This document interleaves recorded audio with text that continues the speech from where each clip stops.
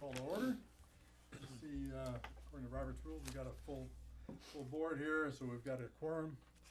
We can move forward. Planning board meetings are broadcast live and also digitally recorded for broadcast at later times. We're gonna review some meeting minutes, but before I do that, I'd like to introduce everyone to Christina Sutcliffe. Pretty good? Pretty good. And, she's our new clerk as of, October 2nd, I think. And she has gotten into the deep end of the pool right away. She's done a very good job. I've met with her every week since then, and except this week, sorry. And, everything is on track, and I've never raised an issue with her where she hadn't already thought about it, so, very good, refreshing. Do you wanna start plowing through the meeting minutes?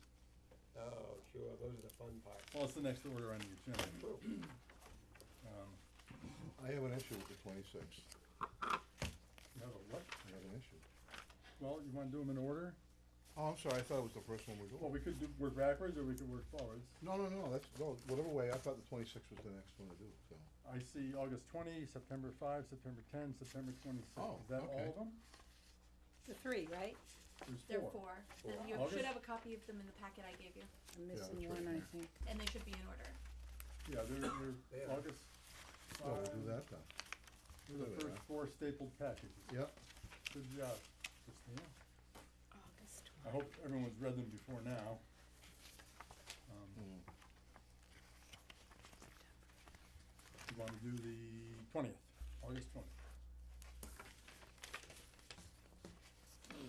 Comments, questions, suggestions?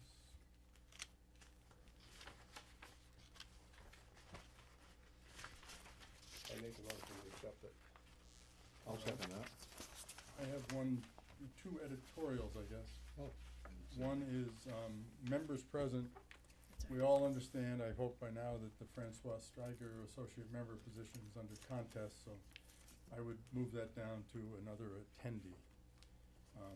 He's not the associate member yet. Working on it, but not there.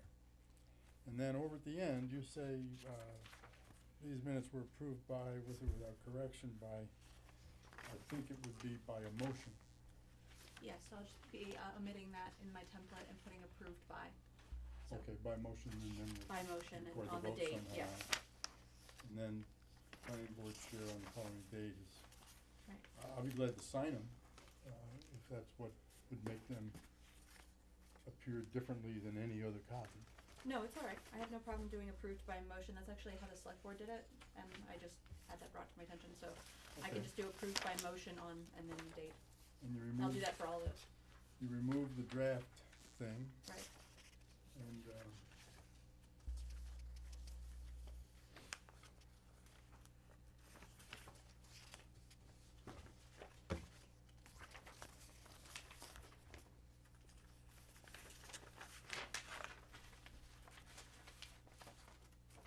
there is a document on the Secretary of State's website Mhm. that is a guideline to writing meeting minutes.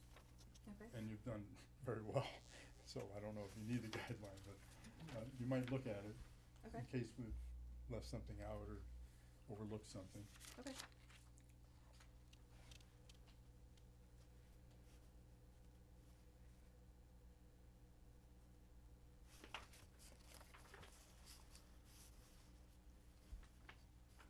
We're gonna vote to approve this set. Yeah, where are we here? We've taken a motion? A motion, a second discussion. Any discussion? Well, we you have- brought we're up on- your we're on edits. Try to open my big mouth. We're on August 20. Yeah, Brought up your August edits. 20th, page 1, 2, 3.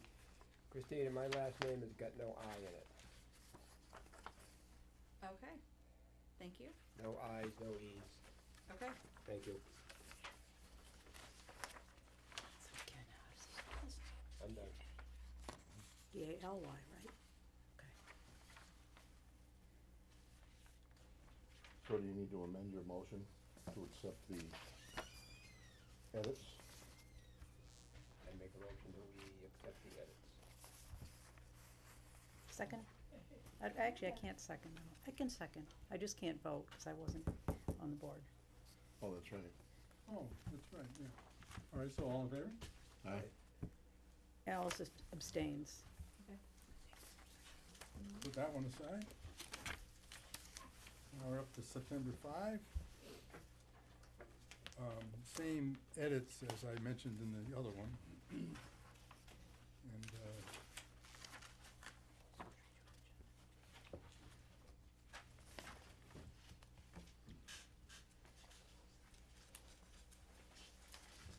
this was the last time, in fact, I know this was. Ken, I will check all the minutes for your last name to make sure I have them spelled correctly, Not a cause problem. there's another one on page 4, That's so. fine. Don't read, you don't have to redo these. I already read them all. I have read them, but I didn't accept this one. Wait, no, not this one, this one. Somehow I didn't download it.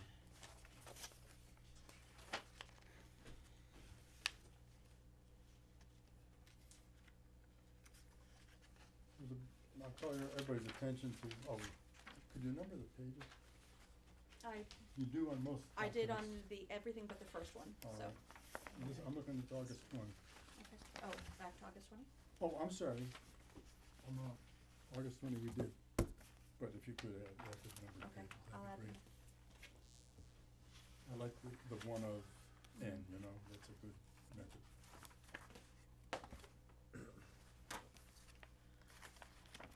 All right, and, got a motion on this one? I'll make a motion to accept it. I'll second it. Any comments on it? We've already made some comments on it, I'm sorry, I jumped the motion, but, I'll repeat them. The Steiger moves down and the ending, in its approval process, documentation would change. And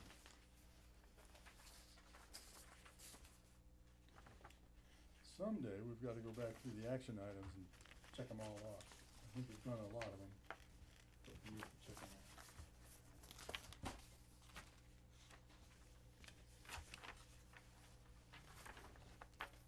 That's not a revision to the meeting minutes, that was my editorial comment.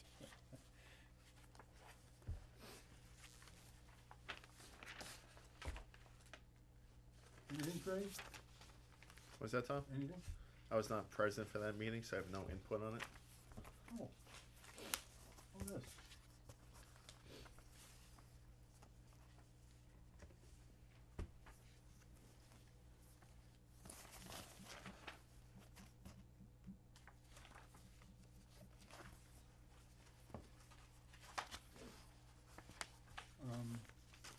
Planning board purpose presented on slides.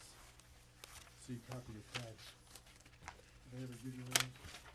Yes, under the attachments, top of the presentation is number 3.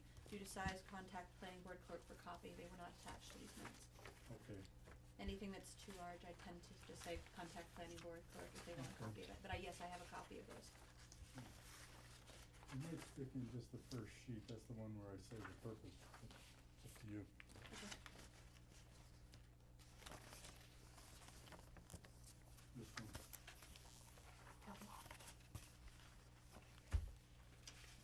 Anything else?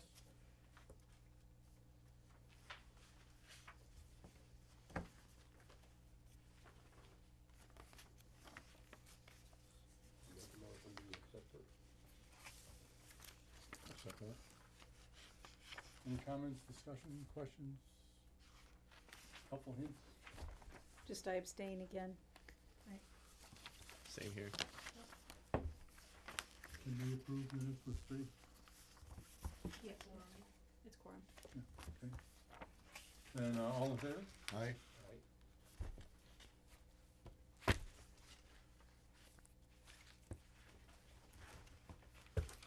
September 10? And if at the end I forget to thank you for pulling all these forward and getting them done. Yeah, I think. Same comment on Mrs. Steiger, same comment, oh, I'm sorry, you have to take a motion. I always get ahead of it. Motion to, accept the meeting minutes, and then Accept the meeting if minutes. that's seconded, I'll say, are there any comments or questions, and I can, I'll second it. okay, are there any comments or questions, and of course, I had that one that I just did, Sure. and the way we closed them, approved them.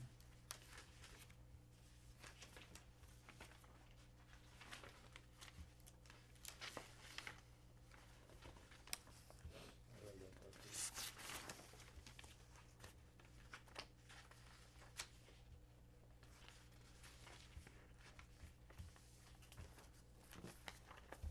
Do you put the time we convene on? For Yes, the call instance- to order, it's next to the call to order. Ah, okay, good.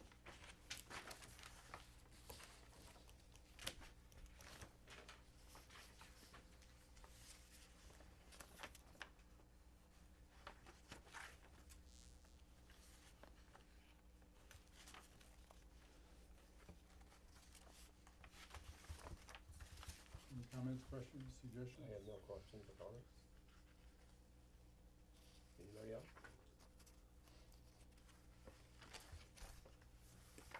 I'm all set. No comments, I need to abstain again, I think. You were here What, for this. 26? No, you were here. That's when you were 26, voting. Oh, no, no. I'm sorry, that's, my name was, I wasn't, you listed me as being absent that, and I was here. Oh, Yes, that's on the no, no, this is 26th, right. it's the next one, yes. No, we're on September tenth, folks. Oh, Kent, geez, I right. moved the wrong one. This is the one where we, went with Oh, the okay. Board of Selectmen and Oh, that was that short jointly one? voted Yeah. to accept Alice. Alice, and you can't vote on that. I read it in all my words. Come back to me, I don't know, but I can't vote on it. So you second that one. I think there were some other attendees. For instance, the other candidate. Wasn't he there? Yes, you are. So I didn't put either of the, Yeah, Alice and another fellow, yes. I'm sorry, I can't remember his name, but he has graciously accepted a position on the, Dave Finance committee. Conahan, yeah, I'll put both of them in the attendees. yeah. You're right. You're not on there. I wasn't an attendee. But you were there. What was his first So, name? Dave? It was Dave, yes. Dave, Conahan. Oh, yeah, he's down below.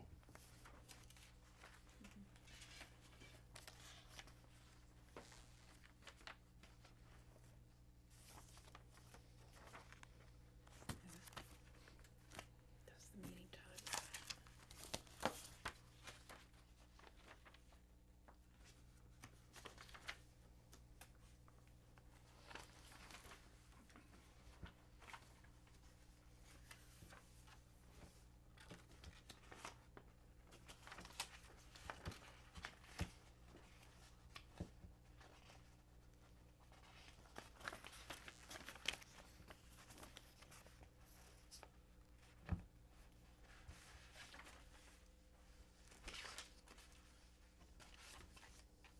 comments, questions, suggestions?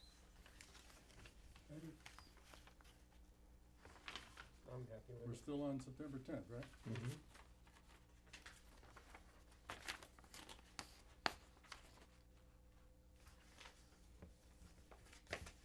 I'm all set.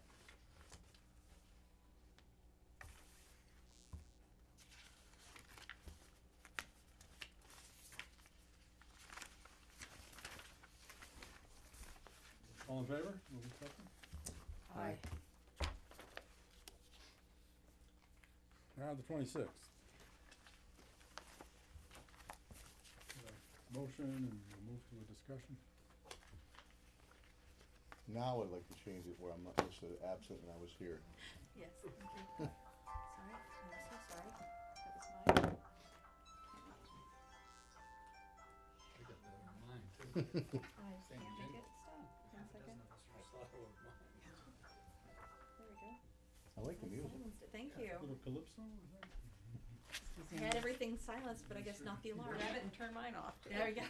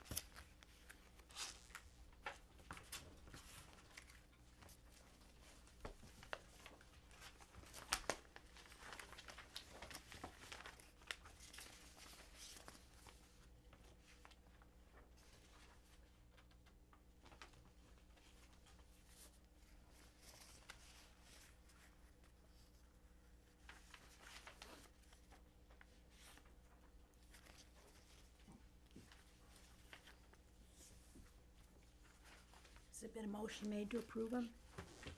1 second, please.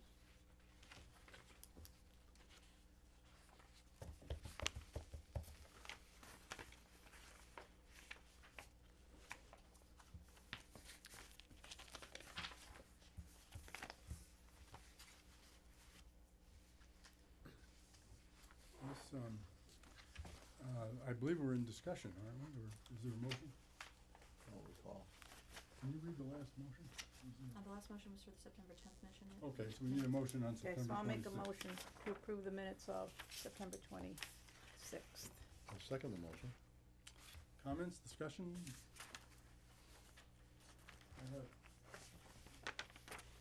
second.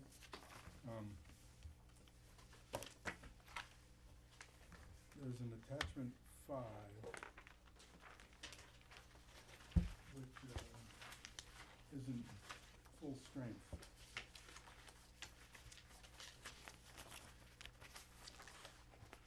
Here's attachment 5.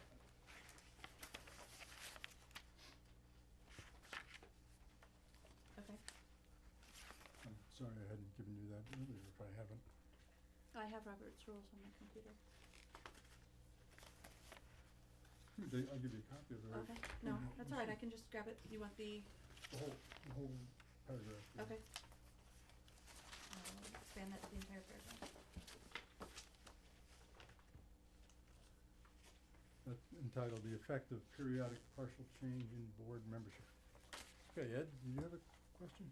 Yeah, there were 3 motions that were made by the members of the planning board, and those 3 motions were declared out of order.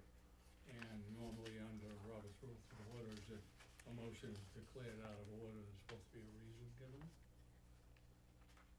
Where are you, Ed? What page?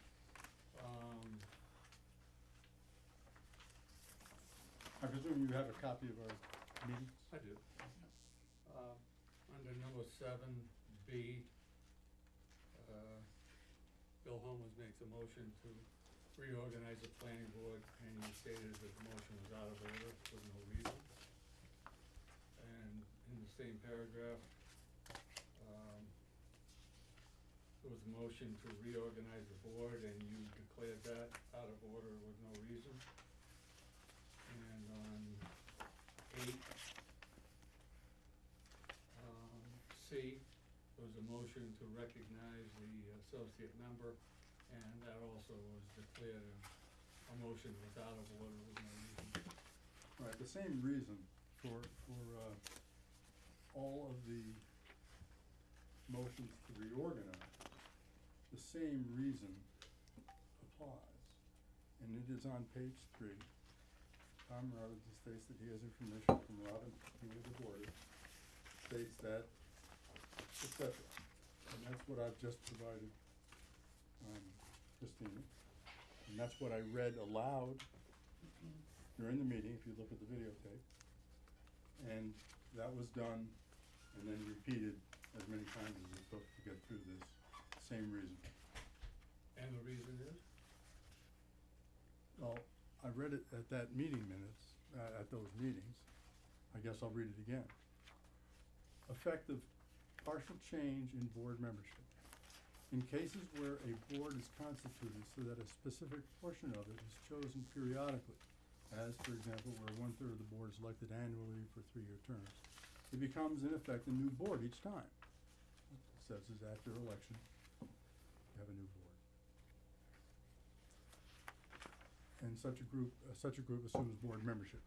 Consequently, all unfinished business existing when the outgoing portion of the board vacates membership falls to the ground under provision C of paragraph 203.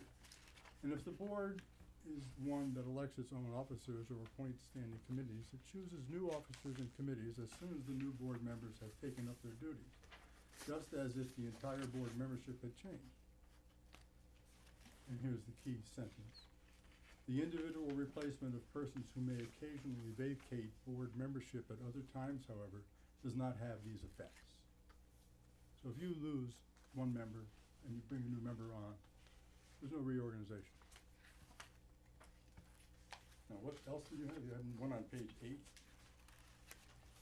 Well, that would be for the one for reorganization, yeah. Noted that now. I believe we're reading the agenda. Do you have tonight's agenda right here? Yeah, Page right here. 7 and 8 are the agenda. Put it right here. You can have it, I got a copy. What is this? I thought I had it, I can't find it.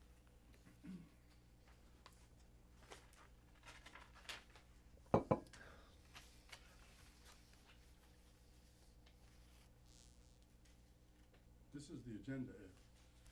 This isn't the meeting minutes. I'm looking at a draft minutes. It's not page 8, it is actually section 8, on page 4. Page 4. Thank you. You're welcome. This is right here. This is not discussing reorganization. This is discussing the associate membership. Right, so if there's a motion that's out of order, then is there a reason, you know, is there a reason given for that motion being out of order? You have to think back to the meeting.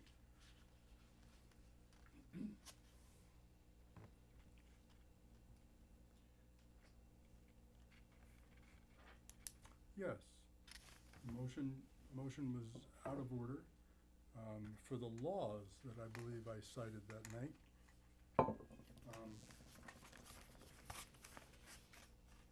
And I think we went into quite an explanation of it.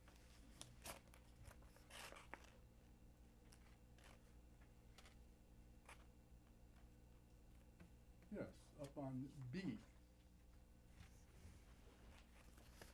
I read the law that associated with the, associate member vacancy process.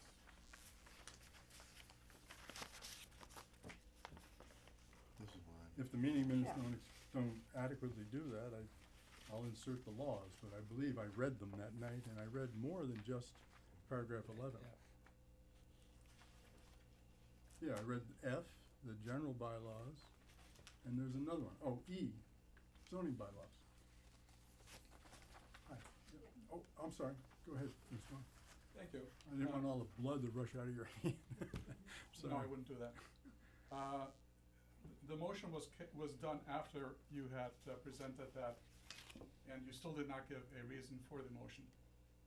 So I do believe, unless it was recorded incorrectly, you have stated your personal view with regards to this here. But after the motion was presented, and I clearly recall this here, you declared it out of motion, that the motion was out of order. I don't believe that you ever stated the reason for it being out of order. Maybe in your mind you had implied that it was, but I have to No, I had correct it. stated it. If I may finish, please, because I think there's only one person on the floor. When a motion is presented and is declared out of order, it needs to be stated as to why it's out of order, and not necessarily indicated, there's no indication of any preceding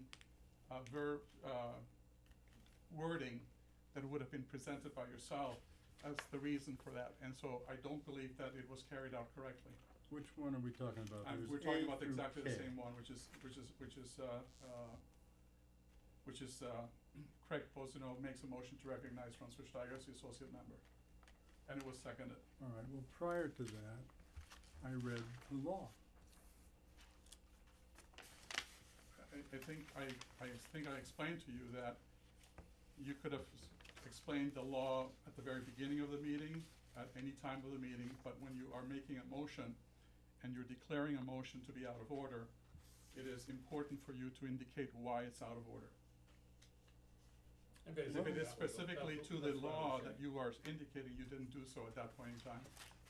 Well, what do you want to do? Punish me or revise the meeting minutes? Whatever's your pleasure. I have a follow-up question. Sure. Was this topic on the agenda that night? Well, let's look at the agenda. I believe there, Yeah. Okay. the agenda has board organization alternate member. I'm looking at page 8 of 12. Yeah, I don't have it in front of me, I Oh, did. you're certainly welcome that's to. okay. No, that's copy. okay, I did read through it before coming here. Yeah. But I think, it's not out of order.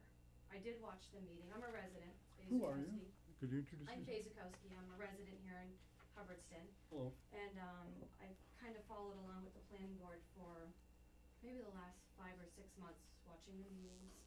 And I did capture this meeting that particular night, and I think these two gentlemen bring up that being that it's out of order is incorrect. I think that if any of the members here at the table make a motion for reorganization or appointment, and it's seconded, and there's a majority, the motion carries. I don't agree with you. For the reasons I stated. But I'm not really sure it's out of order. It was an agenda item. Well, if you're not really sure, can you provide something that would create surety? Not provided information for why I believe what I believe. Your information is correct. When there's an election, you reorganize as if there's a new board. Well, that's what we just said, if there's no reorganization. However, there was an agenda item, correct, that said organization of the board? Yes, not There- not reorganization, organization. Either way, No. they're either different- way, they're different words. organization of the board or reorganization, because has there been a chair voted by the majority of this board? Yes, There has been. yes. Since all the members have been, appointed? No. Okay, so there was an But- agenda item, correct, that was for organization of the board. And I watched the meeting, and I believe there was a motion made, and there was a second. That's not out of order. And if the majority voted, that motion should have carried. Being out of order, in my opinion, would be as if it was not an agenda item. No, As that's a not resident, sufficient. as a resident watching these meetings, it's very frustrating, I must admit, to watch this board not effectively work. And to have this where you decide that something's out of order without giving a reason. As the resident, I don't understand that.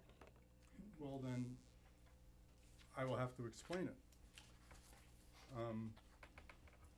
The motion, the agenda was board organization alternate member, not board reorganization, meaning the planning board reorganization. It was board organization alternate member. That's what the agenda item says.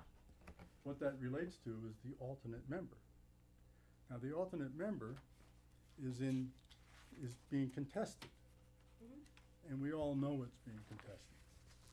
And Excuse me, but it's not being contested by the board, it's being contested by you as an individual. Correct. well, I'm the chairman of the board, That's the appearance.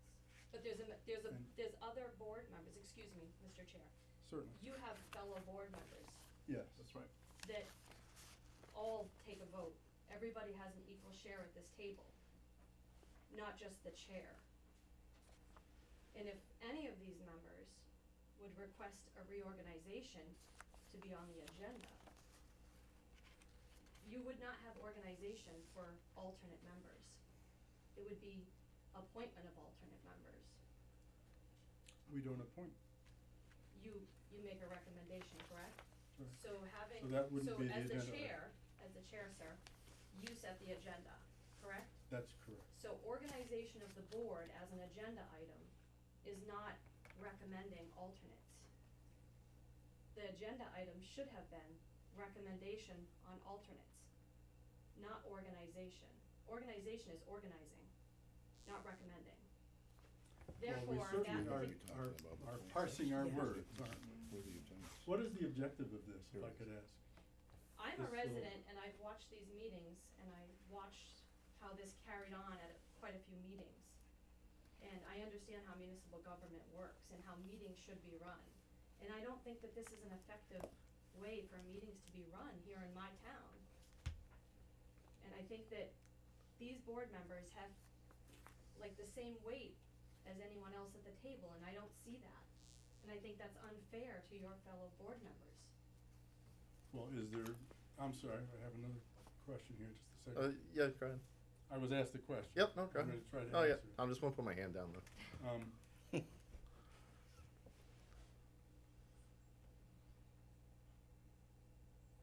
We have talked about this for about 3 meetings.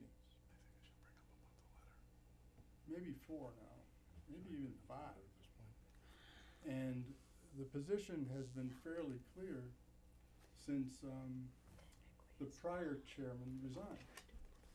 If you read his letter of resignation, he cites the same 3 laws.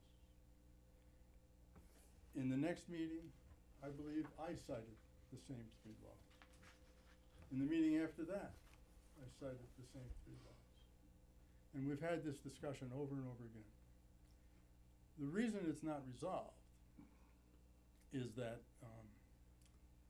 the select board, in my opinion, hasn't followed the letter of the laws that apply to appointing the alternate. And I'm very interested in having the laws followed. We're sworn to uphold the law, and we all have that objective. And of late, this has gone to the lawyer, to KP Law, just this week. And so I'm sitting here tonight very reluctant to continue to beat the horse, or what's the expression, beat the dead horse.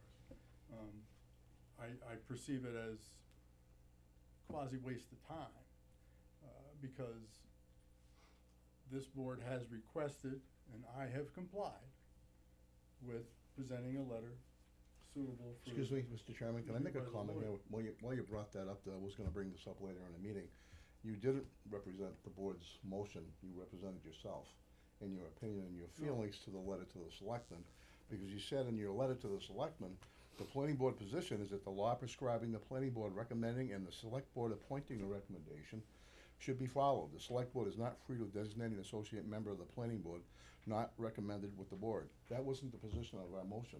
My motion stipulated, and we wrote down, and we voted on, and you said you'd write this letter Where is that? saying, right here in the meeting minutes, Which one, that- what page? section 8, page 4, Okay. last paragraph K.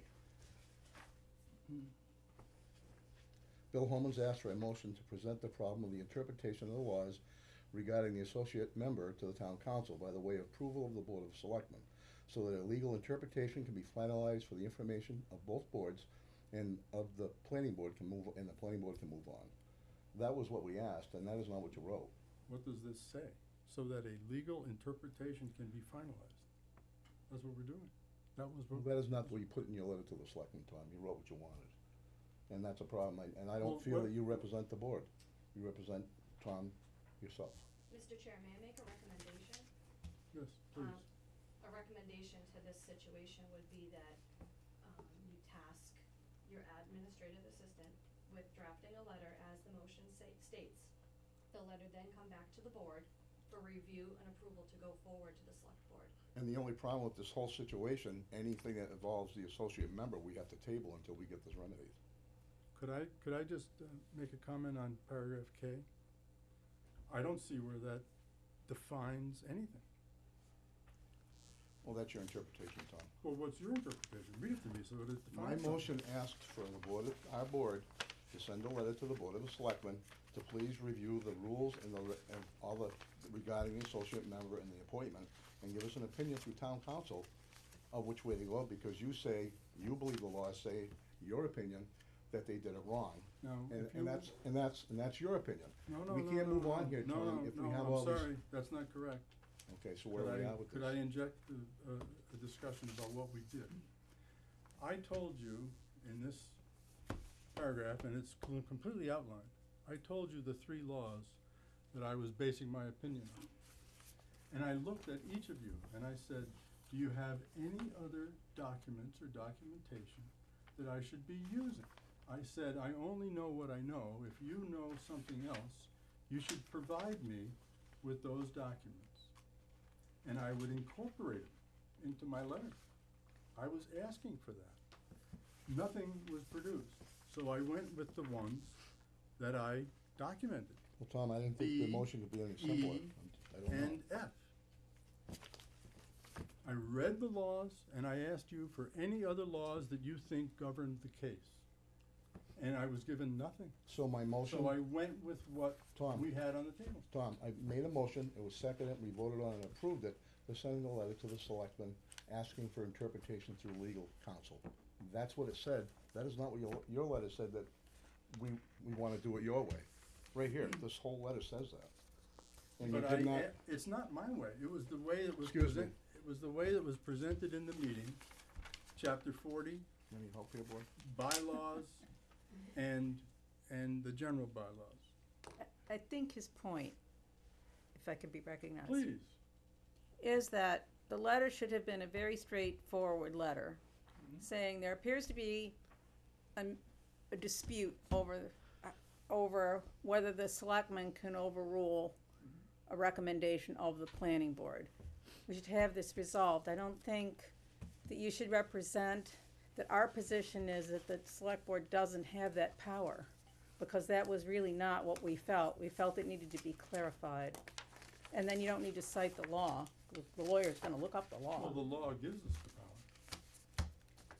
I know, but the motion, the motion was that to have the town council clarify whether the select board has the power to overrule the planning board. And that's what should have been written. And I think actually, that's what the town administrator did write. He put the select board's position in, he put your position in, he said it, but it should have just been a very straightforward letter. And I think to her point, other boards I've sat on where a letter is being written on behalf of the board, the draft of that letter has to be circulated to the board before the chair signs it. Yes. Unless it's an exigent circumstance, like, you know, we didn't act at time, getting the extension, because you're speaking for the whole board, and Yep. If I could be recognized? it should be I circulated. thought, maybe I was wrong, but I thought by citing the laws as the meeting minutes show and asking, are there any other considerations, and not being given any, I was given, therefore, the direction to take. No one contradicted my use of these three laws. Yep. No one said, oh, here's another law. No one said, give me the letter before it goes out. No one said any of these things. And after I spend my hard time working on this stuff, and you people really didn't do anything for it, you didn't produce any laws, you didn't produce any positions, to be saying now that I've gone off and done something wild and crazy all by myself that only represents myself is wrong. I did my very best to Everybody has an opinion, Tom. exactly, and I expressed mine.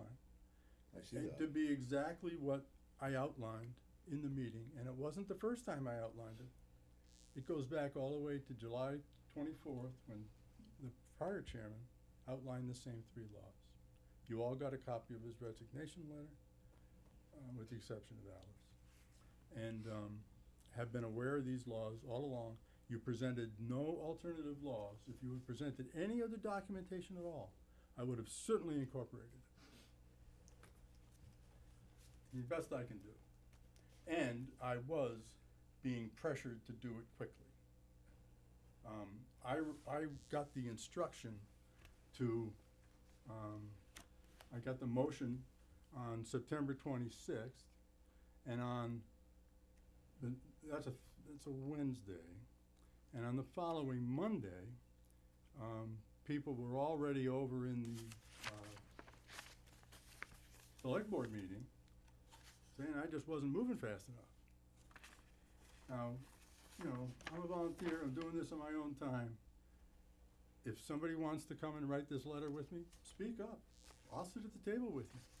If somebody wants me to incorporate other documents, speak up. I will incorporate them. But to do it after I put in all the work is a little bit unfair. Yes, Chris. I think, Tom, you were totally within your right to write what you did, but not mix it in with the planning board's official letter to the selectmen. You should have wrote your letter on the side, signed by you, not signed as the chairman of the planning board. Well, these are all great suggestions, but coming in a month later is not real helpful. You should Well- have been there on the 26th when I was presenting various laws. And, Well, we didn't and get to the see table this was letter before you moved. submitted it. Well, I know, but I outlined what I said. I said exactly. I said, these are the 3 laws I'm gonna use in my letter. Do you have any other laws? And do you have any other documents that I should be paying attention to? And there was silence. So you said, these are the Look 3 at the laws I'm gonna videotape. write in Look this at the letter. videotape. I asked you, are there any other things that I should be considering? And to come in after the work is all done, it's already gone to the lawyer, and say that there's something wrong about the process is not very fair. When those suggestions were made at the beginning of the process, they're all coming in at the end of the process. That's But not if you're fair. writing our official letter from the planning board to the selectmen and all it is reasons why Francois should not be the appointed member, that's not the majority of the board's stance on the subject. I never used the word Francois. I never raised him as a personal issue. I have no beef with Francois. No, I'm just saying Francois as the appointed member. The issue here is the process by which an associate member gets appointed to the board. Exactly. It is not the issue of who. No, I agree I with agree, you. I Yeah, agree with that. yeah, we It's can just the move on process. from that because I agree with Have you. you guys thought about the consequences of not doing the process correctly? Well, and that's I'm why so we upset asked about for my motion town not being council. processed The through only, your letter. the only consequence I hear is that Francois wouldn't be the appointed member. Let's go through it a little bit. The planning board spends a lot of time on decisions. And oftentimes before the planning board, there are literally $1,000,000 issues, multi-million-dollar issues. And we work on that very hard. When we're all done, for instance, someone wants to put something that the town, I'll recognize you, Francois, you don't have to hold your hand up. Thank you. You- Appreciate you doing that. You gotta It get was your starting little- to hurt. we gotta get your little flag. I guess I'm in a But- pain go away spray. There you go. People who have been on the planning board understand that, it'll have multi-million-dollar implications for the town. It could have multi-million-dollar implications for the applicant. It could have other implications. And we take this job very, very seriously, and we work very hard on a decision. Once the decision is issued, there's the potential for the decision to be appealed. If someone voted on that decision who wasn't, according to the process of how to appoint him, wasn't properly positioned on that board, and the appeals process goes through, then we have lost all our energies. We have lost all our work. We have lost all our authority. And my understanding is that when an appeals process goes through, maybe Ed, you might know this, but when an appeals process is successful and the decision, for instance, the planning board doesn't feel that the citizens, by public meeting, we get citizens' input, and they really don't want this project that's 70 trucks a day through center of town, or brings in contaminated dirt, or does something that we don't want. And we set a whole bunch of conditions, or in absence of conditions, we actually reject the proposal. If it goes to the appeals process and the appeal is upheld, then all of the conditions and all of the work of the planning board is washed away, and they get whatever they want. We have no authority at all if our appeal if an appeal is presented against us. So it's really important that we constitute our boards by law. And I'm not certain that I care very much about which way the tree falls. What I really want is the best process to get the alternate member on. I've told you right to your face, Francois, this is not personal. It has nothing to do with who. It's the process. And Yeah, that was with- the title of my document. It was the appointment process. So that's where I'm going. Okay, and that's Sorry and that's that- totally fine, but I think what Well, that's what I did. everybody's saying is the letter you wrote from the planning board to the selectmen asking for town council's help, it seemed like we were against the process that they believe is correct. Who's they? The select board. The select board. Oh, well, I don't feel my motion was stipulated in your letter. I think you just, it I wasn't. don't think your motion says what you think it says. Really? You certainly didn't say it Really? that night. Well, if we're Mr. gonna have Chair. interpretations by you, Tom, all night, I guess we're not gonna I get think anywhere. I think Recognize- he's next in line. I can- Okay. Thank you, appreciate it. I don't believe that the laws are in question. There are a set of laws and bylaws that we all agree on. The issue is with the interpretation of the law. And I have stated that in the past, you not being a lawyer, myself not being a lawyer. Alice is the only lawyer that we have here, and even I think she recognizes that this is something that ought to go to town council, which is what. I'm not opposed to going May to I town finish, please? council. And therefore, that was the request that was actually made. Your letter very clearly states to Ryan, in the September 26th, 2018 planning board meeting, it must move and voted that we report to you regarding the planning board associate member appointing process. That was not what was requested. A report was not requested, but rather it was requested very specifically that the matter be presented to town council for their evaluation and their recommendation or their opinion with regards to that. And so from that perspective and from that premise on, in addition, Oh, excuse me. in addition, I am not finished. In addition, the associate member appointing process that you described at the very end very clearly states that the planning board position is that the law prescribing that the planning board recommending and the select board appointing the recommendation should be followed. That is not what was discussed here, and that's not even I, as a citizen, heard. And in that sense, the wording that you used, I agree with Craig, and I happen to agree with Bill here, that the position that you are putting not only in your letter, but in the evidence that you're providing in the letter, clearly indicates that if for any layperson who's reading this, the planning board is providing me with all of the members, or the majority of the members, with this opinion, when it has been clearly stated in the past that that is not the case. Well, I understand what you're saying. Thank you. All of this is really water over the dam. It is before the lawyer, right as we speak. It has been sent. If in the future, I suggest, someone says, Tom, please write a letter, as I did on Seaboard Solar, as I did on numerous other occasions for this very board, and sent them off without review. No one said a peep. If that's the process we wanna put in place, I suggest we do that. I'm all for it. Or we can hand off, other people can write some letters once in a while. And I'm all for it. But to come in after the fact on about the third or fourth letter I've written for this board is unfair.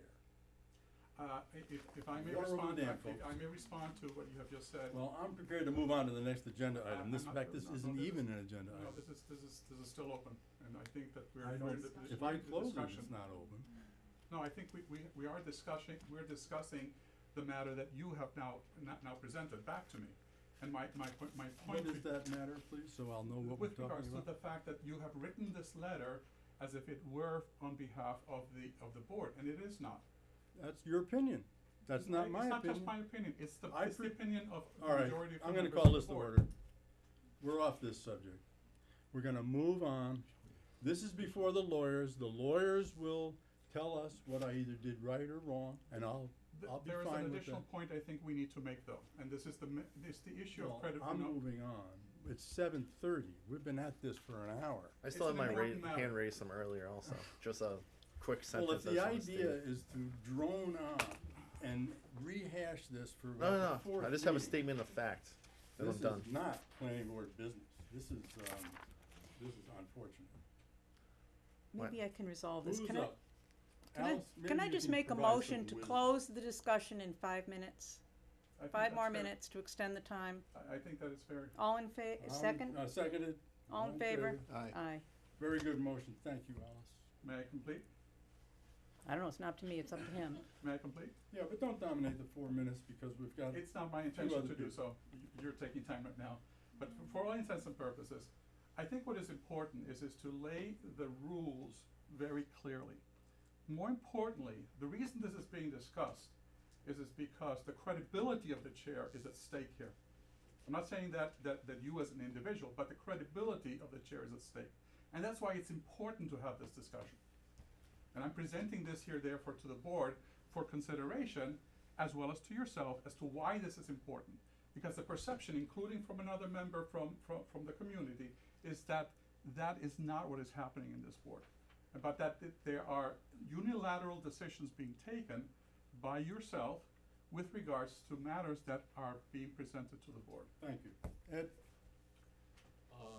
If this letter had been distributed to the board before being sent, it would have easily allowed all of the members to look at it and determine whether that was representing the motion. We've heard that earlier. If we wanna institute that process, we can. But this is about my 4th letter that I've written, and no one said a peep about the other 3. Okay. Toward being chairman, I've probably, in the course of my tenure in Hubbardston politics, probably spent 30 years as chair of the Finance Committee, as chair of the Zoning Board of Appeals, and at one time even the Planning Board. And I have to say that the chair works at the pleasure of the committee Yes. that they serve. And the committee has an equal say in everything, and it does give the chairman the opportunity and responsibility to run the business meeting, but at all times, the chair needs to be able to represent the board and not individual thinking. Thank you. And Well, go ahead. We're running out of time and Craig's up.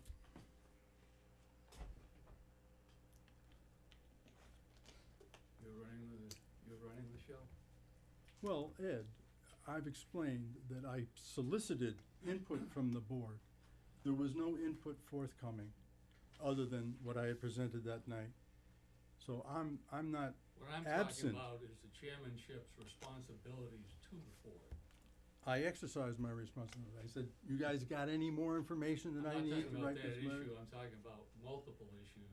Well, That okay, as well, chair, if you're gonna decide that motions are out of order and things like that. It's perfectly legitimate. I would give you counsel that you don't have special privileges as chairman, other than running the meeting and taking care of the wishes of the board. Craig? I just want to state that the agenda for the 26th September, you had it down as board organization, where in my email that I sent to you twice, it says, with the appointment of Alice, I would like to see an item added to the agenda, reorganize the board. Just want that written into the record. Fine. Alice? Anything? Bill? No, that's it, thanks. Kendall? Okay. Let's move to our agenda. We didn't approve the minutes, though. That's right. Our agenda says we're working on the September 26th meeting minutes. Bill, I don't understand the motion as it's written here on K. Could I ask you to rewrite it? And, No, I'm just gonna, let's move on with it, as you said. All right, The I'm letter gonna was go written, back and and listen it to the didn't take into tape. account the motion, so we can't change that, so I make a motion, we approve the minutes and move on. Christina? As you stated, Did you you- wanna move on the meeting, I'll make the motion, let's do it. Did you take K off the tape, I recorded all these minutes based on the meeting. on the tape? I did Video? not do them verbatim. I tend to Yeah. summarize what's That's stated. good. But I think you should. I can, for any motion, I can do it, verbatim if we'd like going forward. I have no problem with that. Okay, well, I think motions do have to be recorded as we, state them as best we can. Okay. And it's been suggested that when we, as a little procedure, when we have a motion, we write down the motion. And then we move to seconding, and then we move to discussion. And before we vote, we reread the motion. You'd read it out loud to us so that we know exactly what we're voting on. If people wanna have amendments to the motion, they can be accepted and voted on. If people want to vote the motion, that's fine, but before we vote, we ought to say what a yes vote does and what a no vote does, so that we're clear on what we're voting on. And if we institute that little process, I think we can be a lot clearer. Okay. Is that okay? Sound good, Craig? Mm-hmm. So I'm gonna, that puts a burden on you, Christine. Sorry? We do need verbatim You motion. wanted them corrected. Okay, You want something corrected on that, What? the 26th? I thought she just said that. No, that wasn't. The agenda, Well, actually, yeah, that would be corrected. what are we speaking of, please? just what you just stated, right? So the. Hold on, let me find it.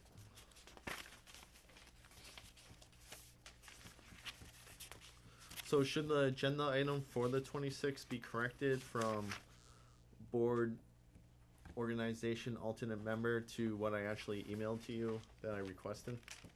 I received your email and I established an agenda. The agenda was out for at least 48 hours before the meeting. I received no communications. We went forward with it. To change it now is a little iffy. It's, you know, it's been out there, Well, that's it's been out there a long time. That's funny though, because I had to email you twice and still never heard back from you about my agenda item. And I believe it wasn't added to the September 25th amended item at 3:25 p.m. I'm sorry? I didn't get the last statement. My item wasn't added until this last amended agenda, which would have been September 25th, 3:25 p.m., which would have been about 26 hours before. And I didn't look at the agenda after that. Well, when you looked at it on that date, did you say, oh, this isn't right? Or did you say, okay? I didn't catch it at that point in time because I thought you would have Okay, caught well, it from my there's email gonna be a lot of twice. stuff we don't catch. I don't know that we're gonna go back and reconstruct history here. My recommendation is that we don't change the agenda. The agenda was the agenda. Yes, Alex? Again, because we have an agenda tonight, I'd like to move the question that we approve these Very good. minutes. Let's do that. So the motion, I believe, is to approve the meeting minutes. Point of order, I think you have to vote on the motion to Move the question. move the To move the question, yes. I'm trying to establish what the question is, Ed. And the To question, No, To moving move- the question says there's no more debate. No, Yes. no more debate on the minutes. Right. So the question is move on to the motion to amend them, or to accept the minutes. that's what I was As trying. amended, there were some amendments, right? Yes. Yes, That's as what I amended. was trying to establish, Alice, that we're actually voting on a move of the motion to Right. approve the minutes. Right. So, boy, we're really tying ourselves up here. So the motion before this board is to move the motion. Right, And does that have to be seconded? yes, I'll second it. All right. it's then we not vote on that? debatable. I understand that. Right. We vote on that? All in Aye. favor? Aye. So that's unanimous, Craig? Nope. Craig voted no. So now, we move the motion, and the motion is, if you could read it, I believe it's approve the To approve the September minutes. 26th minutes as amended. With the amendments being, can we read those out loud? Can we do that, Christine? Yes, I have in here that I am going through and correcting Ken Daly's name as it is misspelled. I'm removing draft, I'm moving Francois Steiger down to other attendees. I'm correcting that Bill Hellmans was in fact present at that meeting. Aside from that and the approval on page 6, there were no other amendments to these meeting minutes. I think that's correct. So, all in favor? Aye. Aye. Aye. So the motion passes, the September 26th meeting minutes are approved as amended. Wow.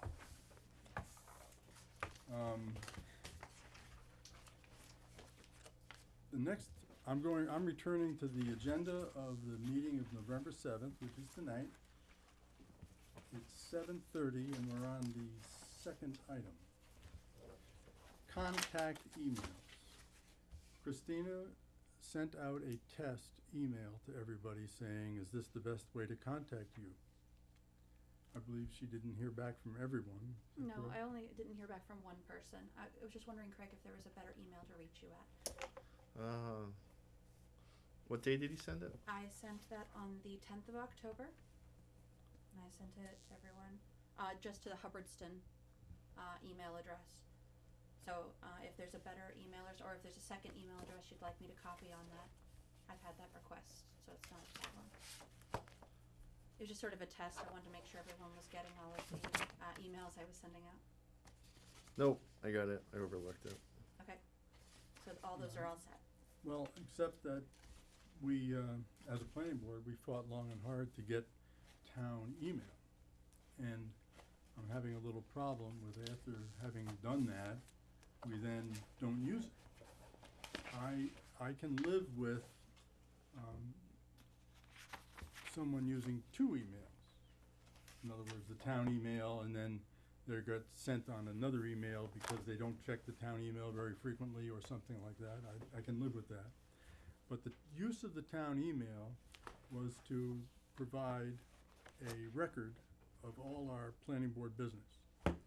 And I would encourage, and I don't know if I'm in a position to demand, but I would encourage that we actually use the town email. Why are you looking at me? I'm not looking at anybody.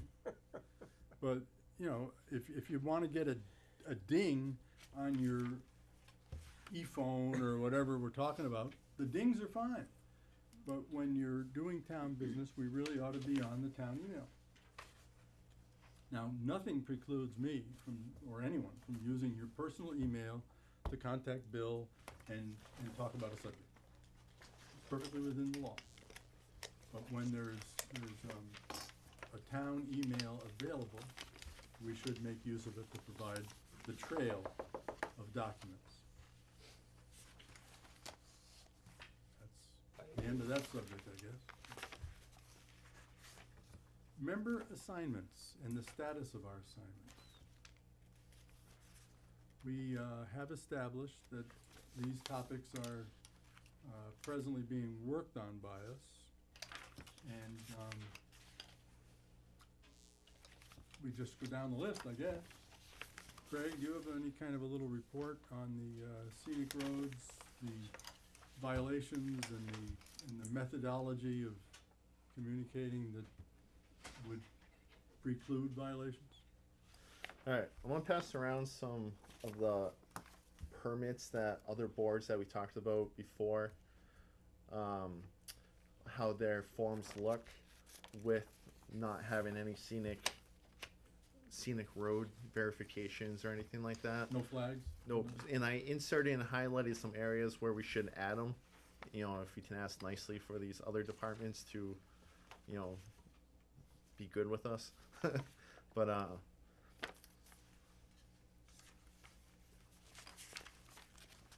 these all the same package or is it? nope, or are they're these all unique they're all packages? everybody's different Is permit this all from the applications. town though?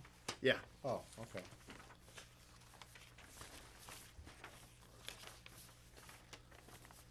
So I believe that first one's the building department building permit. This one's driveway. Yeah, I that believe one's Ryan's working on a way to bring these all together too. well, that'd be good if that happened too, but until that happens. So the first one's the building permit, the second one's the highway department driveway permits. This one is the tree warden tree removal application. There's none of these have reference to scenic roads or stone walls, trees, or anything like that. Just to repeat myself once again, the highlighted I highlighted areas where we probably should add something, you know, if they will oblige us. You know, unless you guys think of anything else we can add to that. This next one is Concom, just their site inspection request permit. So the tree warden and Concom, it's really, they don't have really a sign off per se for other departments like the highway and building department does. So I was thinking either with all of them or just particularly the tree warden and Concom, we just ask them if they can add on the list of scenic roads and the scenic road, the application for planning board action for scenic road act to their permits, and hope that, you know, it will catch people in the meantime. It's just, it stinks that this town's not up to date on technology where everything will get automatically flagged in the computer, and, you know, asking all these different departments, which, you know, I'm still gonna ask them, but to get them to send a notification around completely with the scenic roads, you know, permits, I don't know how realistic it is. So I'm just trying to think of other ways we can do stuff to just, you know, the more options we have out there, the more things we can catch. So anybody want to see that? That's just the application and scenic roads list for the planning board. Does this exist? Yep. That's what I want to know. Greg, I have a question. Shoot. There's a thing called officials sign-off for building permit applications. Yep. And there's a assessor's map and parcel, that's great, that identifies the land. And then officials sign-off, tax collector, required, not required. Conservation Commission, required, not required. Et cetera. Notably absent is the planning board, but there is a thing called zoning review.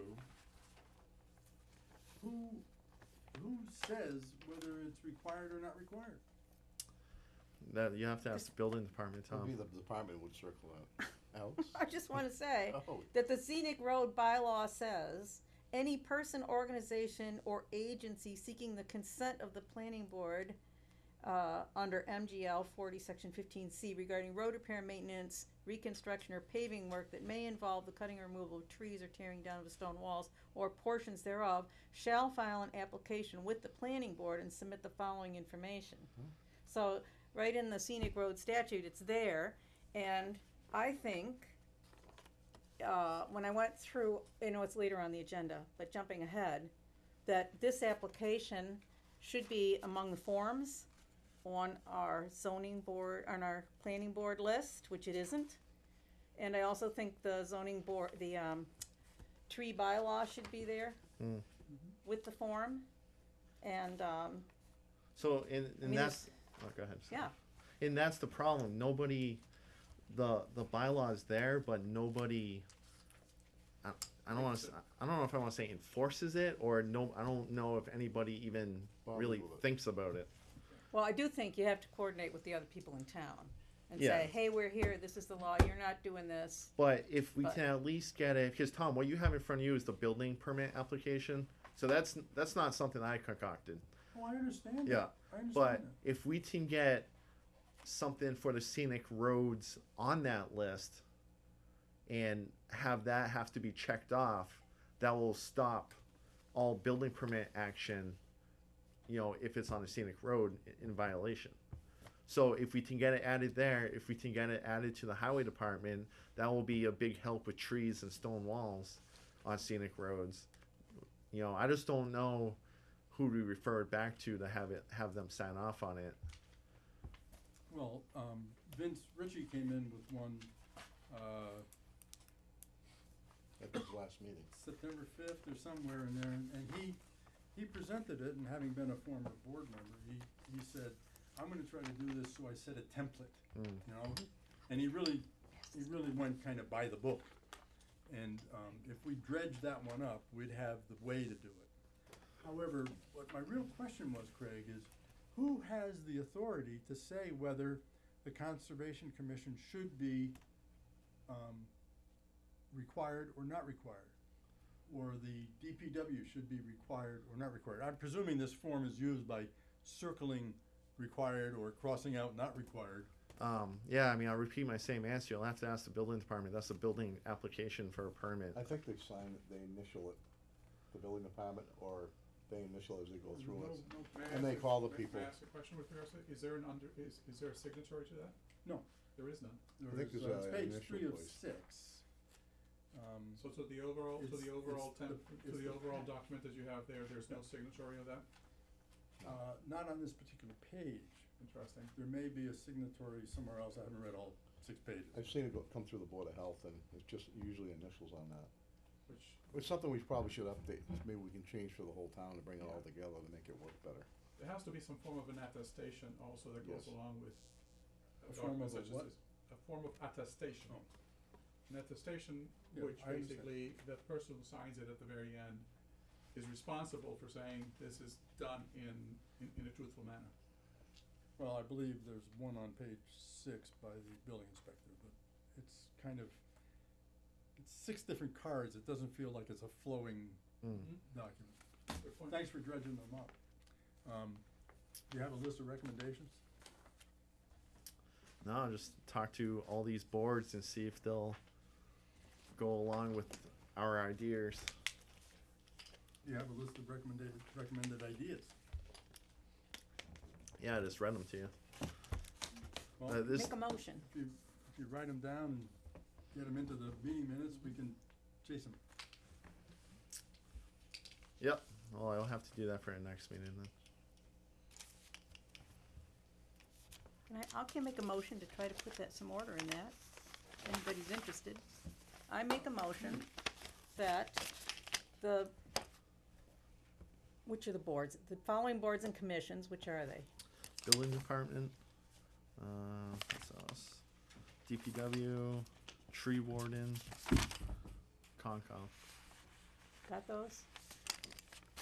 And- Be asked, And Board of Health, I believe, should be on that list. okay, and the Board of Health, Cause they issued the, Well, I did- septic, For the perk Permits. test and, it could be on that. No, I did print that. I don't know where.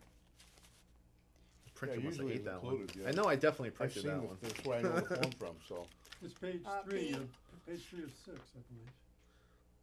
No, I printed theirs off their own website. Their own. You mean Board of Health? Yeah. Oh. No, I must have lost That's all it. right. All right, and Board of Health. okay. Be requested to add to their application process, review of the procedures regarding the scenic road bylaw, and notify applicants of the necessity to Of that file law. an application with the planning How about board, just notify them of that law? well, of the law and the requirement that they file an application if they live on a scenic road. You could read that back and we could probably get better. Yeah, we'll let Christina formulate it a little bit. While she's writing, I think also, we need to make sure that eventually, which was on the recommendations of the, Economic Development Committee, that we create checklists that integrate the steps needed to get permits in this town. But this would be a stopgap measure, anyway, go ahead.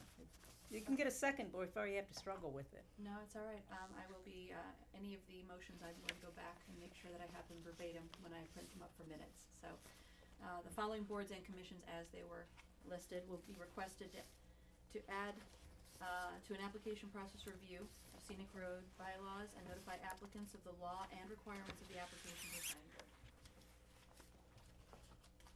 Read that one more time, Okay? slowly, Okay, so the following boards and commissions as stated okay, which will be his, right? Right. Yep, will be requested to add to their application process a review of scenic road bylaw.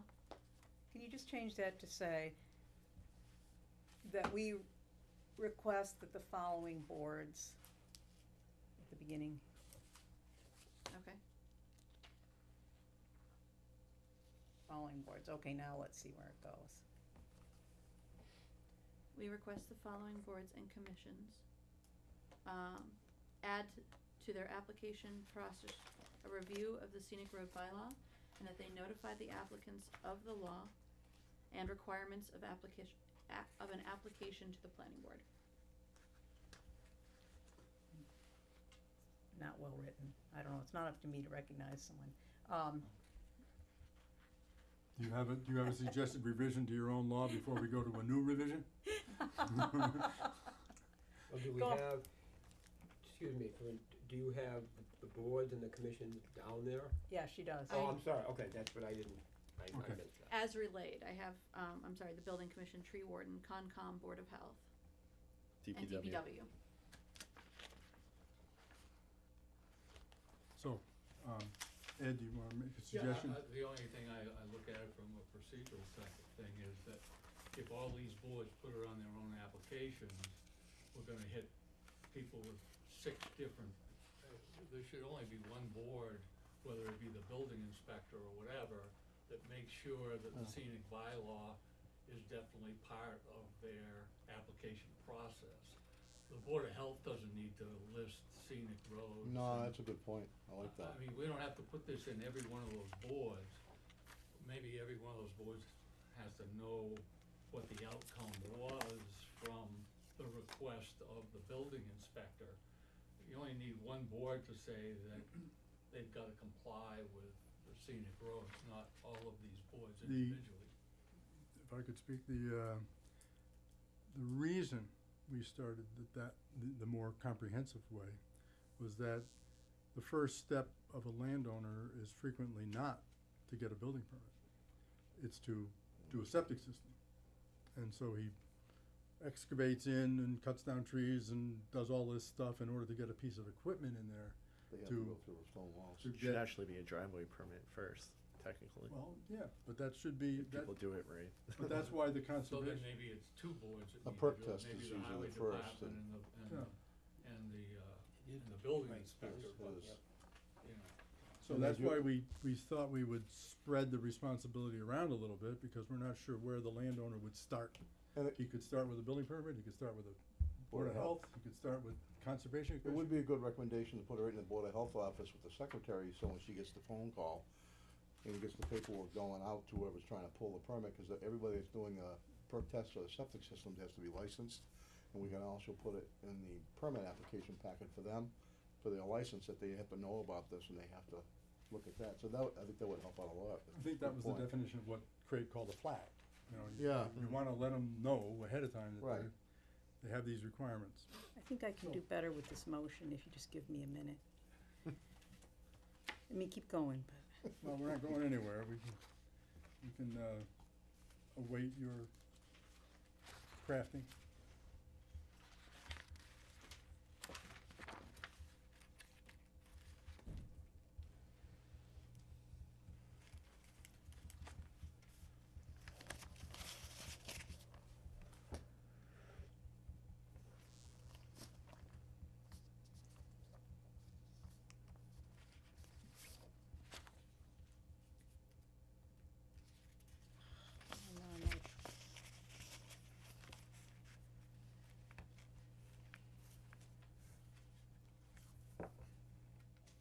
Okay, so, bear with me a minute. To request that the following boards, which she has, make applicants aware of the necessity to file an application with the planning board for work that entails modifying a scenic road, as defined in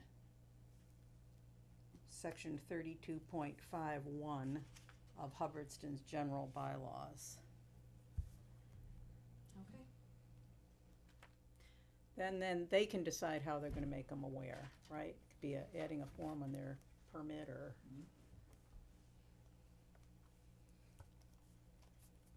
So that's the motion, is there, as you want me to enter it? Yes, Okay. better than the first.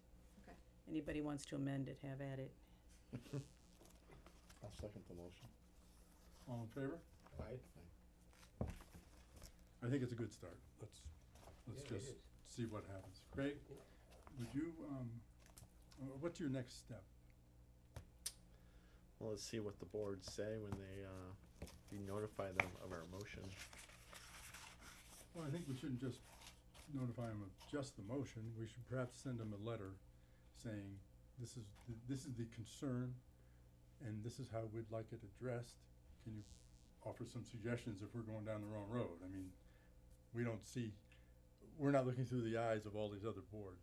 So I would solicit something from them or input from them so that, we're not all of a sudden, they could say, well, we don't work for the planning board, we're trying to do our job, And, it would be helpful if we had some kind of an introductory letter, and here it is, and the issue is scenic roads, and this is what we're trying to do about it. Help, and see what they say. They might have some very good ideas. That sounds awesome, Tom. Would you write that letter, Tom? No. I'm not good at writing letters. I'll help you with it. That's great.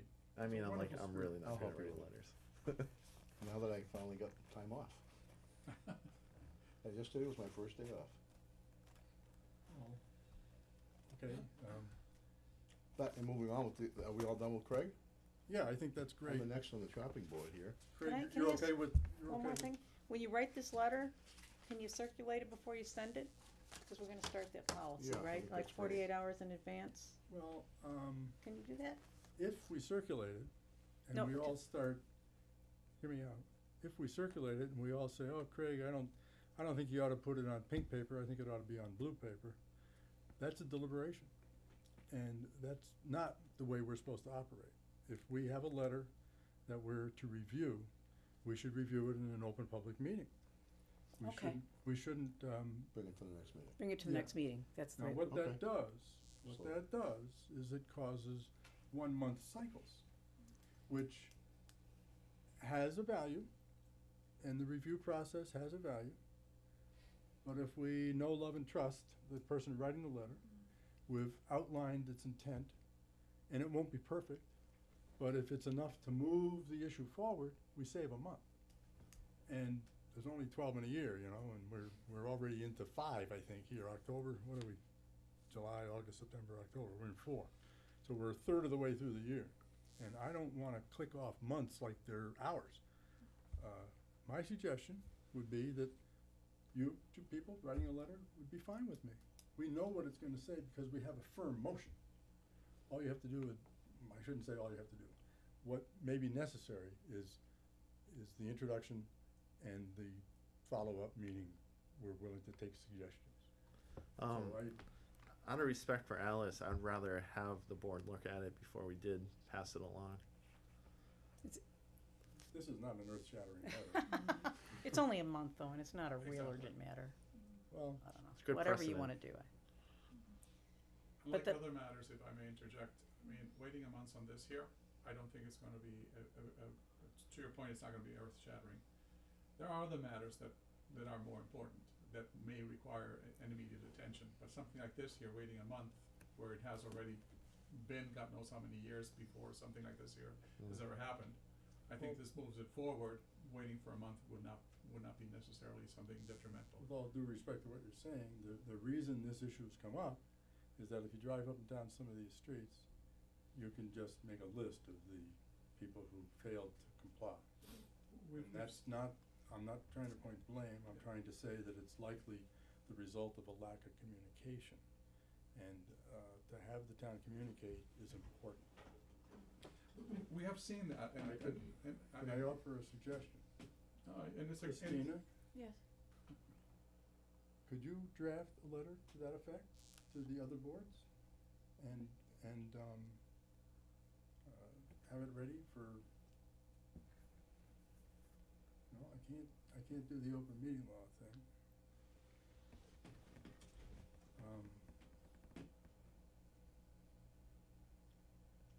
Would you have a letter to that effect drafted and give it to Craig? And if Craig's in agreement with it, we transmit it.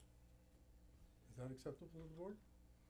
But I don't want to repeat myself, but out of respect for Alice, All right? I let me think change what my what she suggestion. said is a good idea, and Let let me the change my suggestion. Could you draft such a letter and have Alice look at it? And if she accepts it, transmit it. but then you're taking the rest of us out of the equation. I No, agree with no, her no, that no, we I'm should not all see taking- it. I don't think that's true. I'm not taking the rest of us out of the equation. We've just had a 20-minute discussion on this. I know it, We're and in the equation. if we're We writing the letter, participated. I just think we should be able to bring it in before we send it out. It's up to the drafter what they wanna do. I do think, I don't think you necessarily violate the open meeting law if you put a draft letter out and say, if you have objections, let me know in if you have objections, let me No, know in 24 no, hours. It's inappropriate. It's inappropriate. But, and then if you get more than one objection, You- you put it into the, you don't send it, you bring it to the meeting? The stating of the objection is a deliberation, and that should be done in public. We have a choice right now. We could draft this letter right here, right now. If it's two Okay. paragraphs, All right. we draft it. I will, it won't bother me if you guys get together and draft this kind of letter, I think. Doesn't bother me at all. You're not editorializing in any way, you're just notifying the boards that, But we could draft it right now if you want. I don't wanna do that, so. Well, I don't either, but I'm saying that that's the way to do things. The sending an email and getting comments from people is inappropriate. You can't chain them, you can't send them in parallel, you can't, I know, there's a lot of rules. yeah. Why don't we leave it up to the person tasked with it, which you'd rather do? Hmm. So what's the action? I'll probably bring it forward at the next board meeting. Good. Bill, you're up. Gravel pits. I had the opportunity yesterday to go into the deep hole of the planning board filing cabinet as I met Christina and saw the elaborate filing system there is of all the gravel pit operations, and it's probably gonna take me a year to go through that and sort that out, and Christina is gonna help me organize all of that. With that in mind, while looking at that, the 2017 annual report stipulates that there hasn't been any gravel pit operations in the town of Hubbardston. The Was only one that the planning board's report? yes, and it's in the report right here, which I got out of the town secretary's office.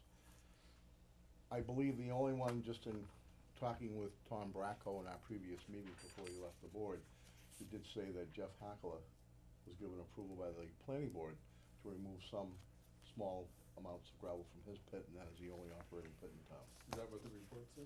That's what I've learned. The report says there is none. The board presented to the selectmen its annual gravel pit report. No approved large-scale earth removal operations exist in town. The planning board continues to work with existing pit owners to develop plans to reclaim their old earth removal operations. To change in the general bylaw will help in our enforcement. The board is working with several pit owners to install large-scale solar projects in their former gravel pits. And, So that, you're saying that report's still valid? yes. I would add one piece of input to it. I would talk to Jeff. And I believe Jeff is the singular entity that comes in and gets his permit And he renewed. does. I think it's annually. I believe that is, I and- just and talked to stay- him about it. and stay, oh, okay, good. Well, then what did he say? And he's doing the same thing he's done in the past. And that's what I talked to him about when I saw him. He said he did what he did before. And I Which said, well, I'm is- just getting my feet wet here. I says, I need a little direction, and he said the same thing. That he annually Yes. renews his permit? Yes, So he's a legit operator? yes. Okay. Small You scale. might add that footnote on it. Yeah, he's small scale and. Yeah. So can you write your report? For that, I'd rather wait. I wanna get into the meat and potatoes of the files before I go any further with any of that. I think there's a lot of information there that we can use to disseminate, to really get some information going to, cause I've heard a lot of verbiage about, and all the actions that were going along with the gravel pits previously. I'd really like to get educated with that, and write a report on that. I'd like to make that my But project. that's not really the mission. The mission is to fulfill the obligation to write an annual report. Oh, for the annual report? Oh, I can Yeah. write that, yes, I will. Okay. That's really the mission. Okay. That'd be great, Bill. thanks for digging into it. You're welcome, I wish I had more time. And,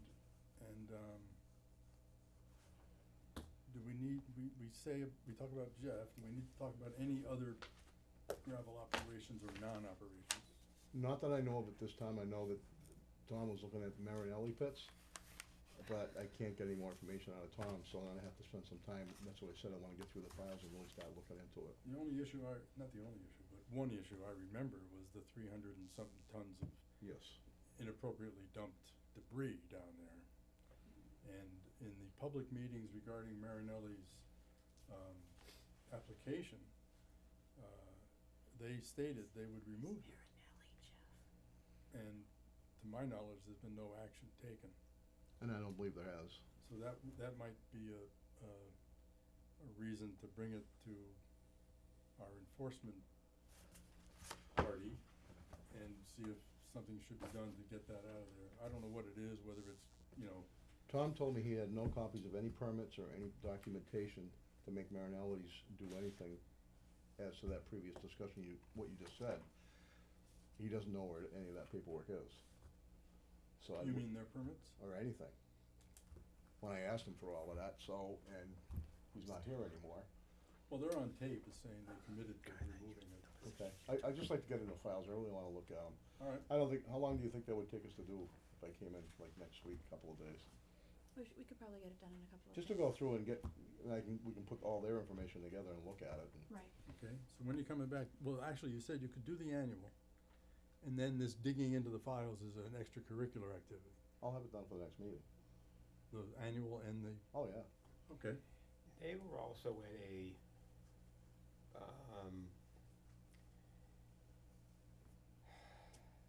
No, Board of Selectmen meeting yeah, that I was at, I think Tom was at. Craig, I think you were there, but I'm not sure. May have been the time you and I, one of us, we were freezing over underneath where Francois was sitting there. And they came in and they had told the Board of Selectmen that they were going to, it could be in their records or in the video, of what they had planned on doing and how they were gonna do it. But to the best of my knowledge, nothing has been done. on Marinelli. I just remember them asking for the key. That was it, thank you. It was, that was David, there was also something there was a couple of things that they had said to the Board of Selectmen about what they were doing with that property. I don't know. But thank you, That that's was a while exactly ago. so you were there, that's good. Oh, and the only thing I know about those pits up there, so I went and looked and I saw that and I took pictures of all that, but that debris material has changed. been up there For years. for many years.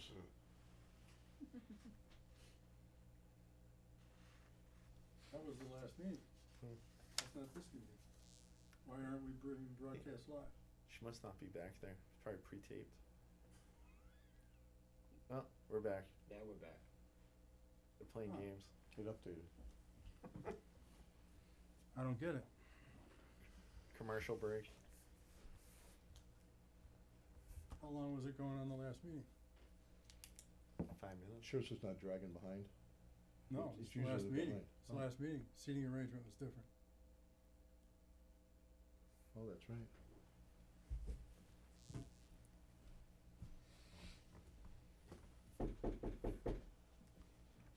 She's way back there. Oh, she's coming. Everything's fine, you're recording. What Okay. does that mean? It means the meeting was not interrupted. You can continue. The broadcast was not interrupted? The recording wasn't interrupted. The broadcast was. What was the broadcast interrupted for? It wasn't interrupted by me, it was interrupted by the machine. It switched over without me doing anything. I fixed it. It's live now. Thank you. No problem. It's the Russians. It's right. It's the Russians. Well, she seems to understand what's going on, but I don't know why last meeting was being broadcast tonight. Okay. We're up to Alice. Alice. Alice, bees. You have this handout in your packet.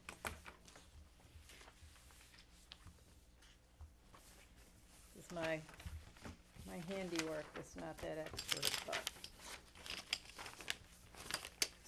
So my task here was to look at planning board fees and specifically these particular fees.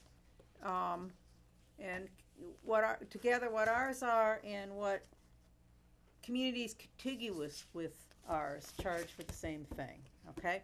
So those towns, so the reference group is Barry, Gardner, Hubbardston, Petersham, Phillipston, Princeton, Rutland, Templeton, and Westminster, okay? Now, Christina also sent to me, I don't know whether you sent to everybody else. I know, but I brought copies. I only There's- brought 3 because it was 12 pages long. Oh, I know, it's too long. It's only one page that's relevant.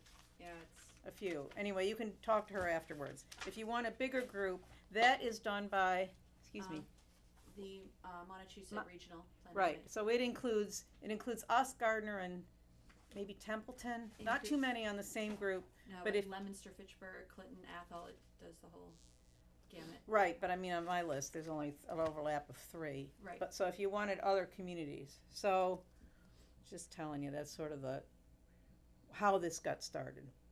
So I have some corrections right off the bat. So if you've got your sample there, Hubbardston's, in the first box, Hubbardston, the application for an A&R is $175 per lot. Because they had gotten 2 different messages. And I have to say that you had to hunt around for these fees. Some of them were on forms, some of them were in the regulations, some of them were, so we need a fee schedule, guys. We're the only town, except for Phillipston, that does not have a fee schedule. And I have here packages of fee schedules. You can just flip through them and you can see. Okay, send first. Some of them are very short. They're little lists. These are our fees. Some of them are really complicated because they divide things up into whether it's commercial property, residential property. They divide the Plan C exceptions, the definitive plans. The fees are divided whether you filed a Form B preliminary or not. That's right. There's all kinds of extra fees tacked on, but you at least need a base point, and some of them are really literally as simple as just a list of what the basic ones are. So there's one of these for everybody. When you say a fee schedule, are you speaking of the planning board Planning fees? board, planning or the board whole town fees. fee? Well, her form was all the town fees in town, which is a huge number of fees and boards, and because you think of the building department. So I'm just concentrating on planning board Okay, fees. good. But ultimately, there should be a master plan fee schedule for the town that and then the checklist that I was talking about earlier.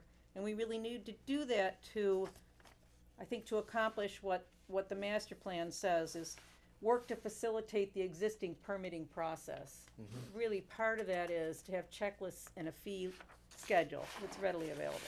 So, I can hand these out. Okay, someone. What is this? Your Okay, proposed- this is just, it's not even Proposed- proposed, it's just a first draft, the fees where they are right now.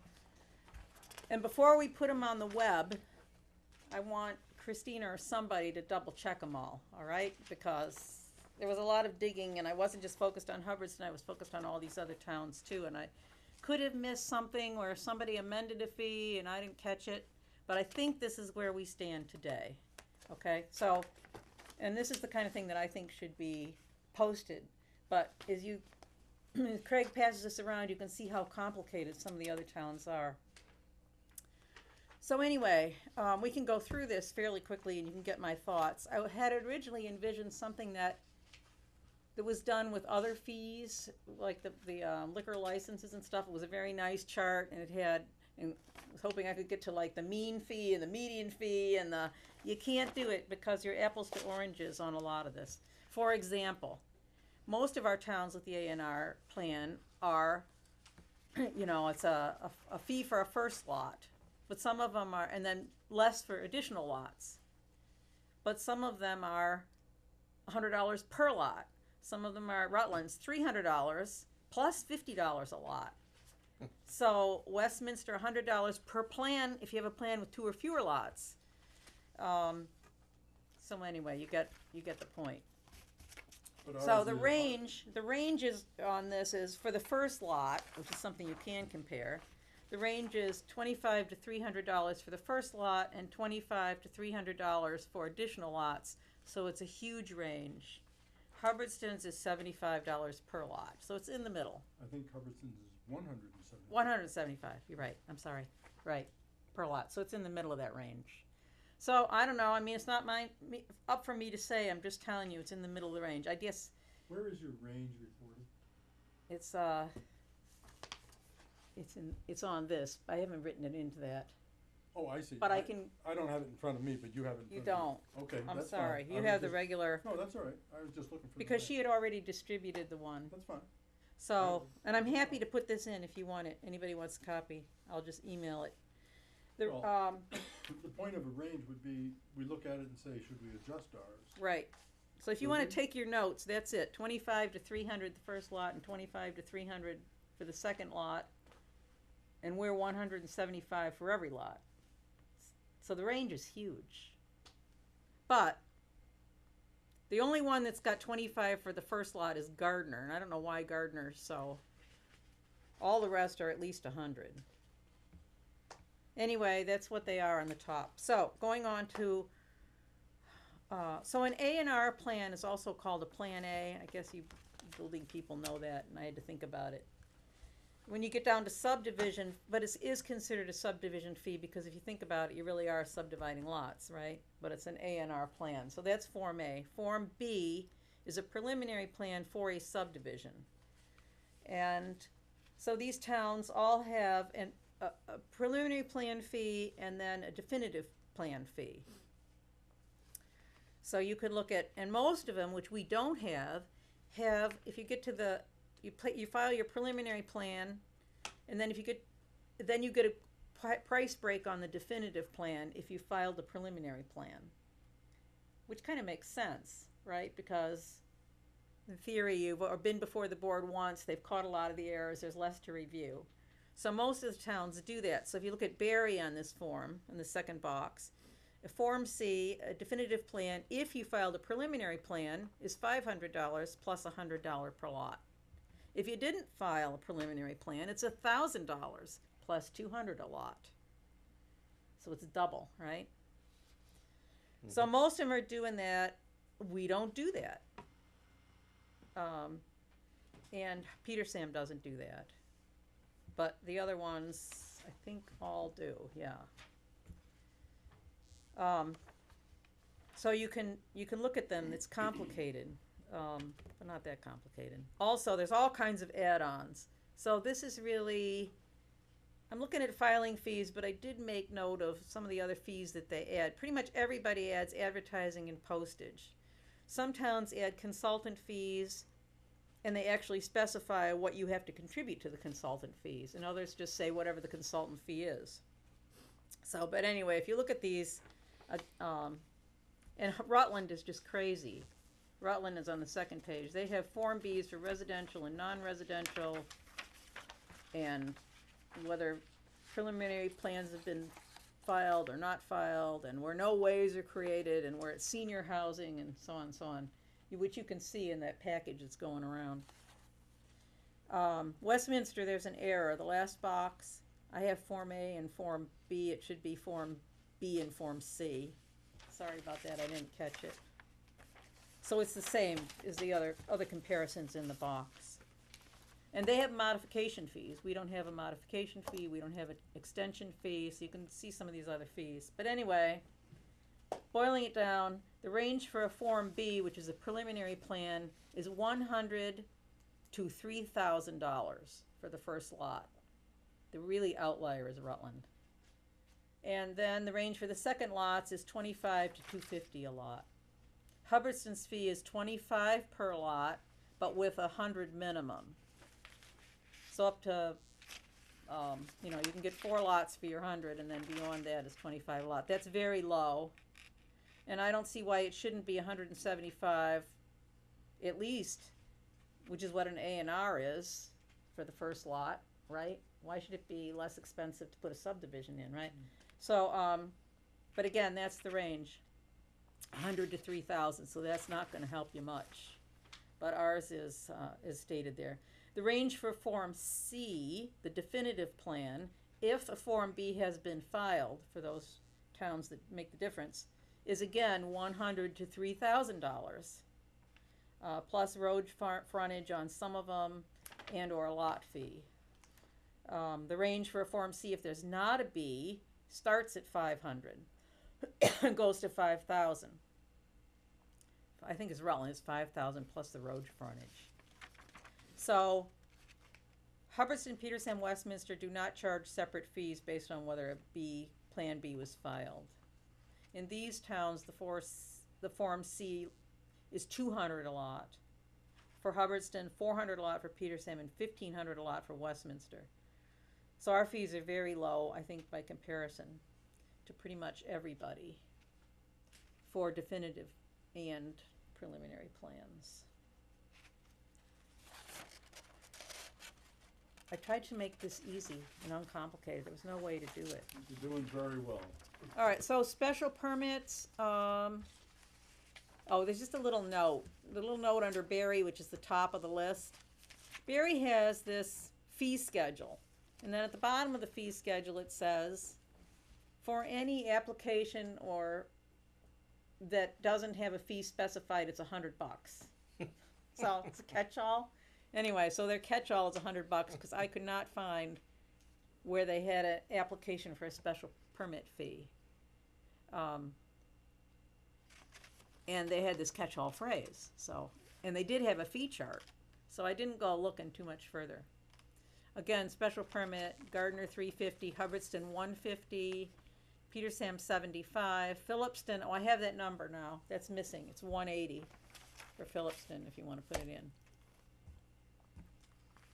Princeton, 100 plus 300, which they call a public hearing cost. Yeah, just, you know, I suppose that's the advertising, and I don't know. Anyway, Rutland, 500 plus a review fee if needed. Templeton 500 and 400 more if you want it modified or extended. And Westminster 200 plus advertising. So again, we're on the lower end of that. The range though is $75 to $500 with Hubbardston at $150. If you average them. Point of information? Yeah. Are the special permits that are permitted through the town of Hubbardston versus those that are permitted through Barry, Gardner, or any of the others, are they very different? And what I'm saying here is that what requires a special permit in one town is not necessarily always the same to another town. Correct. And so the question I'm bringing up, and I'm just trying to understand, when somebody says Rutland has a $500 fee, is it across everything regardless of the type of special permit versus Hubbardston, or do they break it down?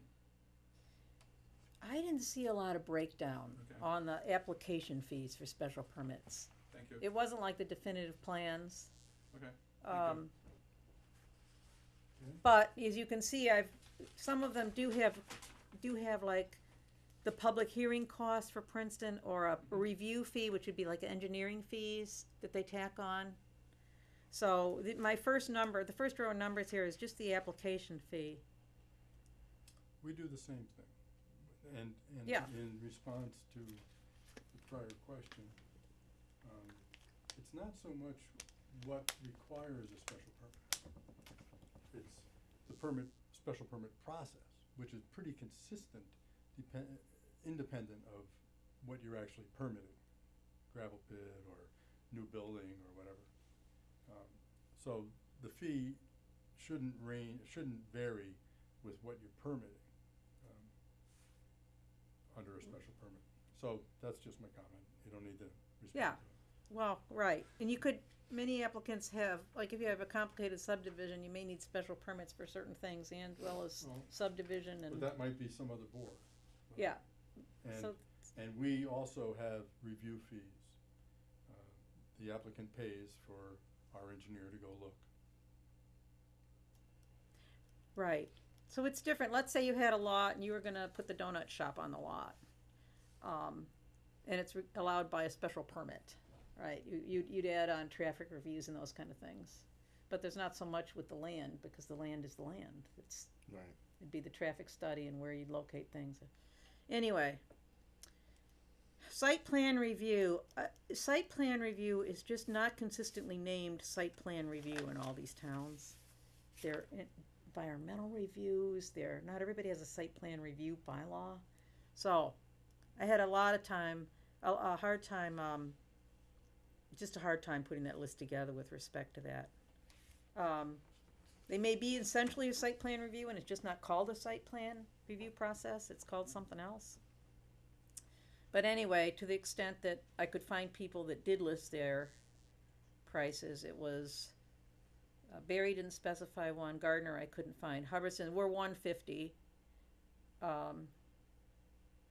And that fee is set by the planning board under the Hubbardston zoning bylaws, and it is presently $150.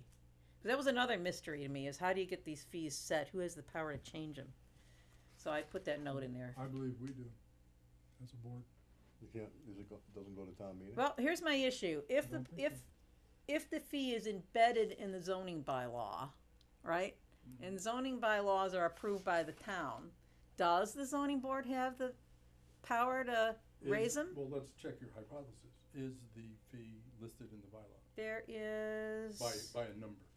I don't recall. Well, yes, okay, and for the A&R plan, the 175 is listed in the subdivision rules and regulations on page 5. Right, the rule and regulation isn't the bylaw, it's the rule and regulation. They're It not reads the approved, same. are they not approved by the town, not voted by the Rules and town? regulations are set by the board. Oh, okay. That's All right. to the best of my knowledge, I'm talking like I really know. Yeah, well, this was sort of beyond the We're scope of done. my, and the scope was already taking me all day, so. Well, It's an issue for another time, but you can see Princeton's is 100 plus $25 per parking space, all right, plus a $300 public hearing cost, so these are not, it's all over the map what they do with application fees. Gravel and earth removal permits were also kinda hard to find, partly because it isn't always under the purview of the planning board in these towns. But I did find what. It is in this town. It is in this town, but in terms of comparing it, Yeah. so Barry I know is $250. You can see ours is $1,000, but that gets you 2 years for a small, or $2,000 for a large. Petersham is $1,000, and Westminster I did find, which was $250, which is the last box, and the rest I probably could have called around or something, but that wasn't readily available. Okay, you've done an excellent job, very thorough, but it comes down to, should we adjust our fees? Now, the reason I say that the fee is up to us is because the fee is not a tax. The fee is a fee.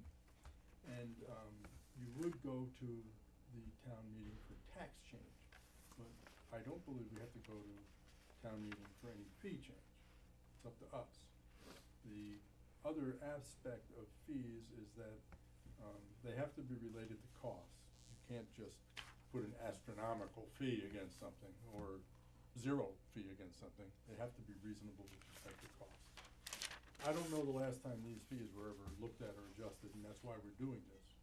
But if it's been, 3, 4, 5, 6 years, even just at 3% inflation, we oughta bump them. So,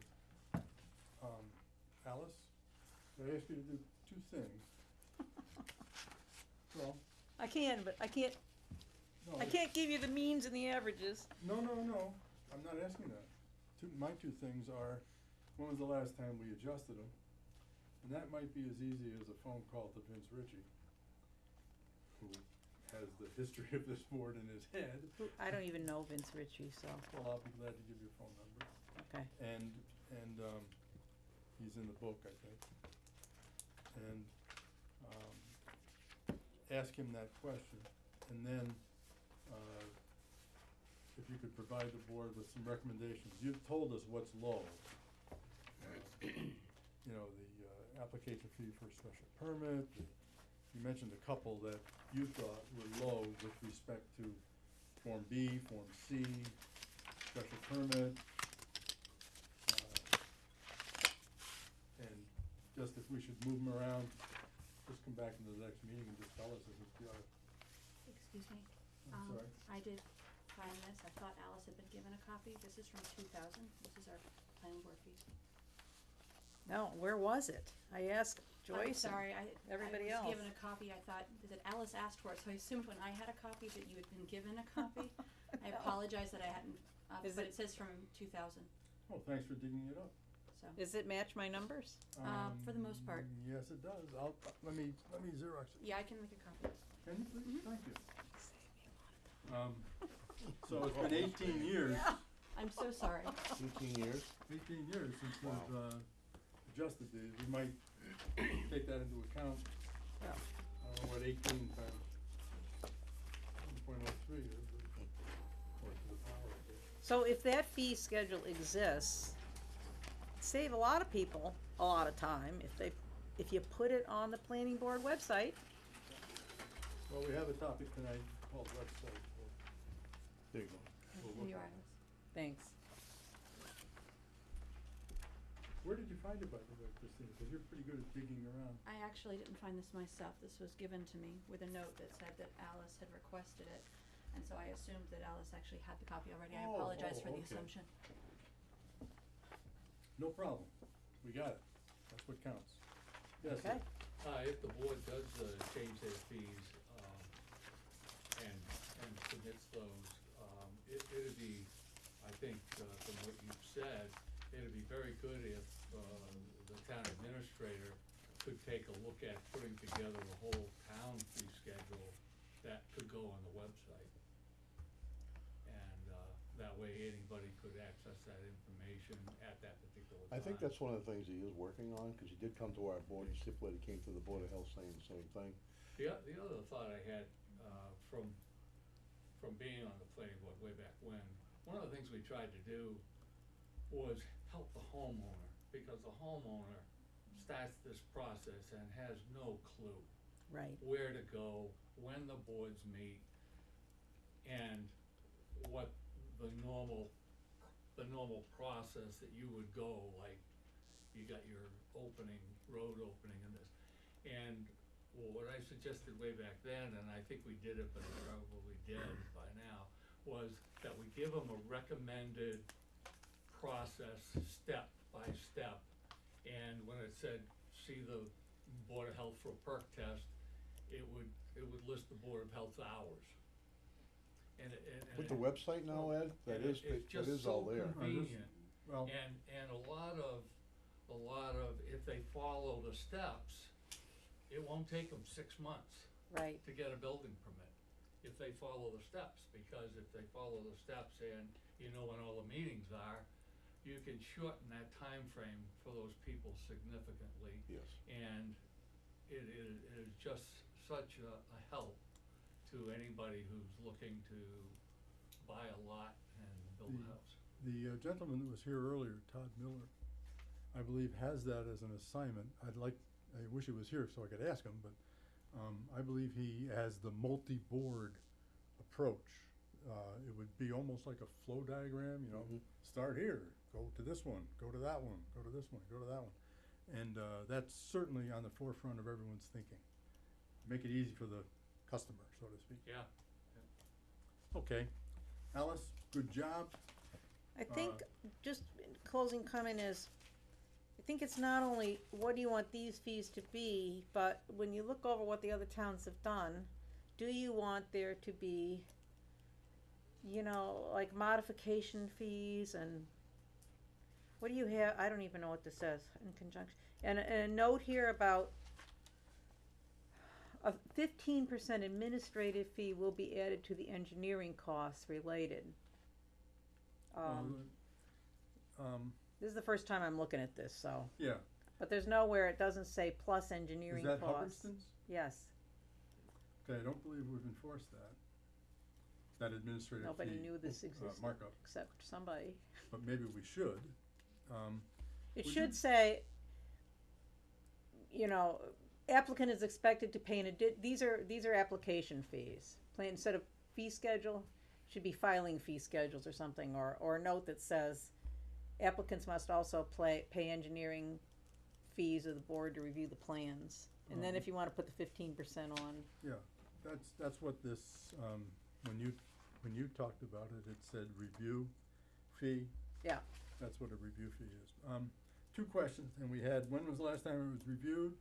We could probably say 2000, and, should they be changed? Alice, would you kind of take it home and come back next month and say, this and this and this should be changed? We're not looking for radical change. I don't wanna, I would prefer, and I don't know what the sense of the board is, but I don't wanna complicate it with factors of how many linear feet you have of this and how many square feet you have of that. What do you feel about, though, about having the two different fees for definitive plans based on whether or not they've submitted a preliminary plan, which I 5 don't- out of the 8 reference group had.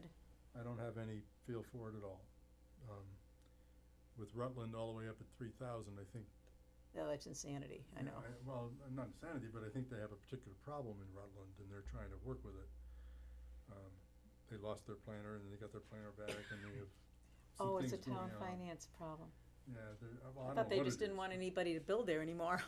Well, they have But so many houses going up. I that- think, I think keeping it simple is important. well, I do too, I think that's really good.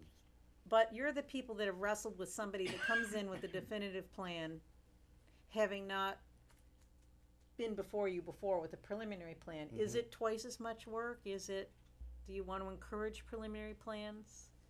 If you want to keep just that same structure, it's the minority position We now. always want to encourage preliminary plans. All right, then what you need to do is you have to have Plan C be 2 structures, 2 fee structures, with a plan and without a plan. Which So is- I'll suggest it that way. That's fine. Okay, Come back with a suggestion and we'll review it and move it if we can. Sounds good. But, yeah, let's strive for the KISS principle. on your note that it's supposed to be reasonably related to the costs, yeah, I don't know how, what the reasonable costs are, but I would think that the reference group would be a good enough safety Yeah, and I cover would, on that and I issue. would add the 15% markup on like a Bill Murray effort. Because when that report comes in, it gets processed, it gets handled, we review it, it's all cost. So I don't think 15% is unreasonable. Okay, So, let's, if it's okay with everybody on the board here, we just can ask Alice to pursue that and move to the next topic.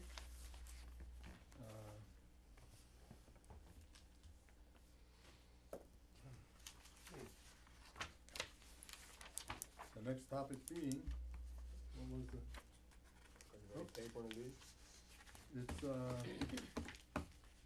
Christine, if you want a how copy. did, how did we get over master plan? What happened? The master plan's at the We're bottom. not there yet. Oh, I'm sorry.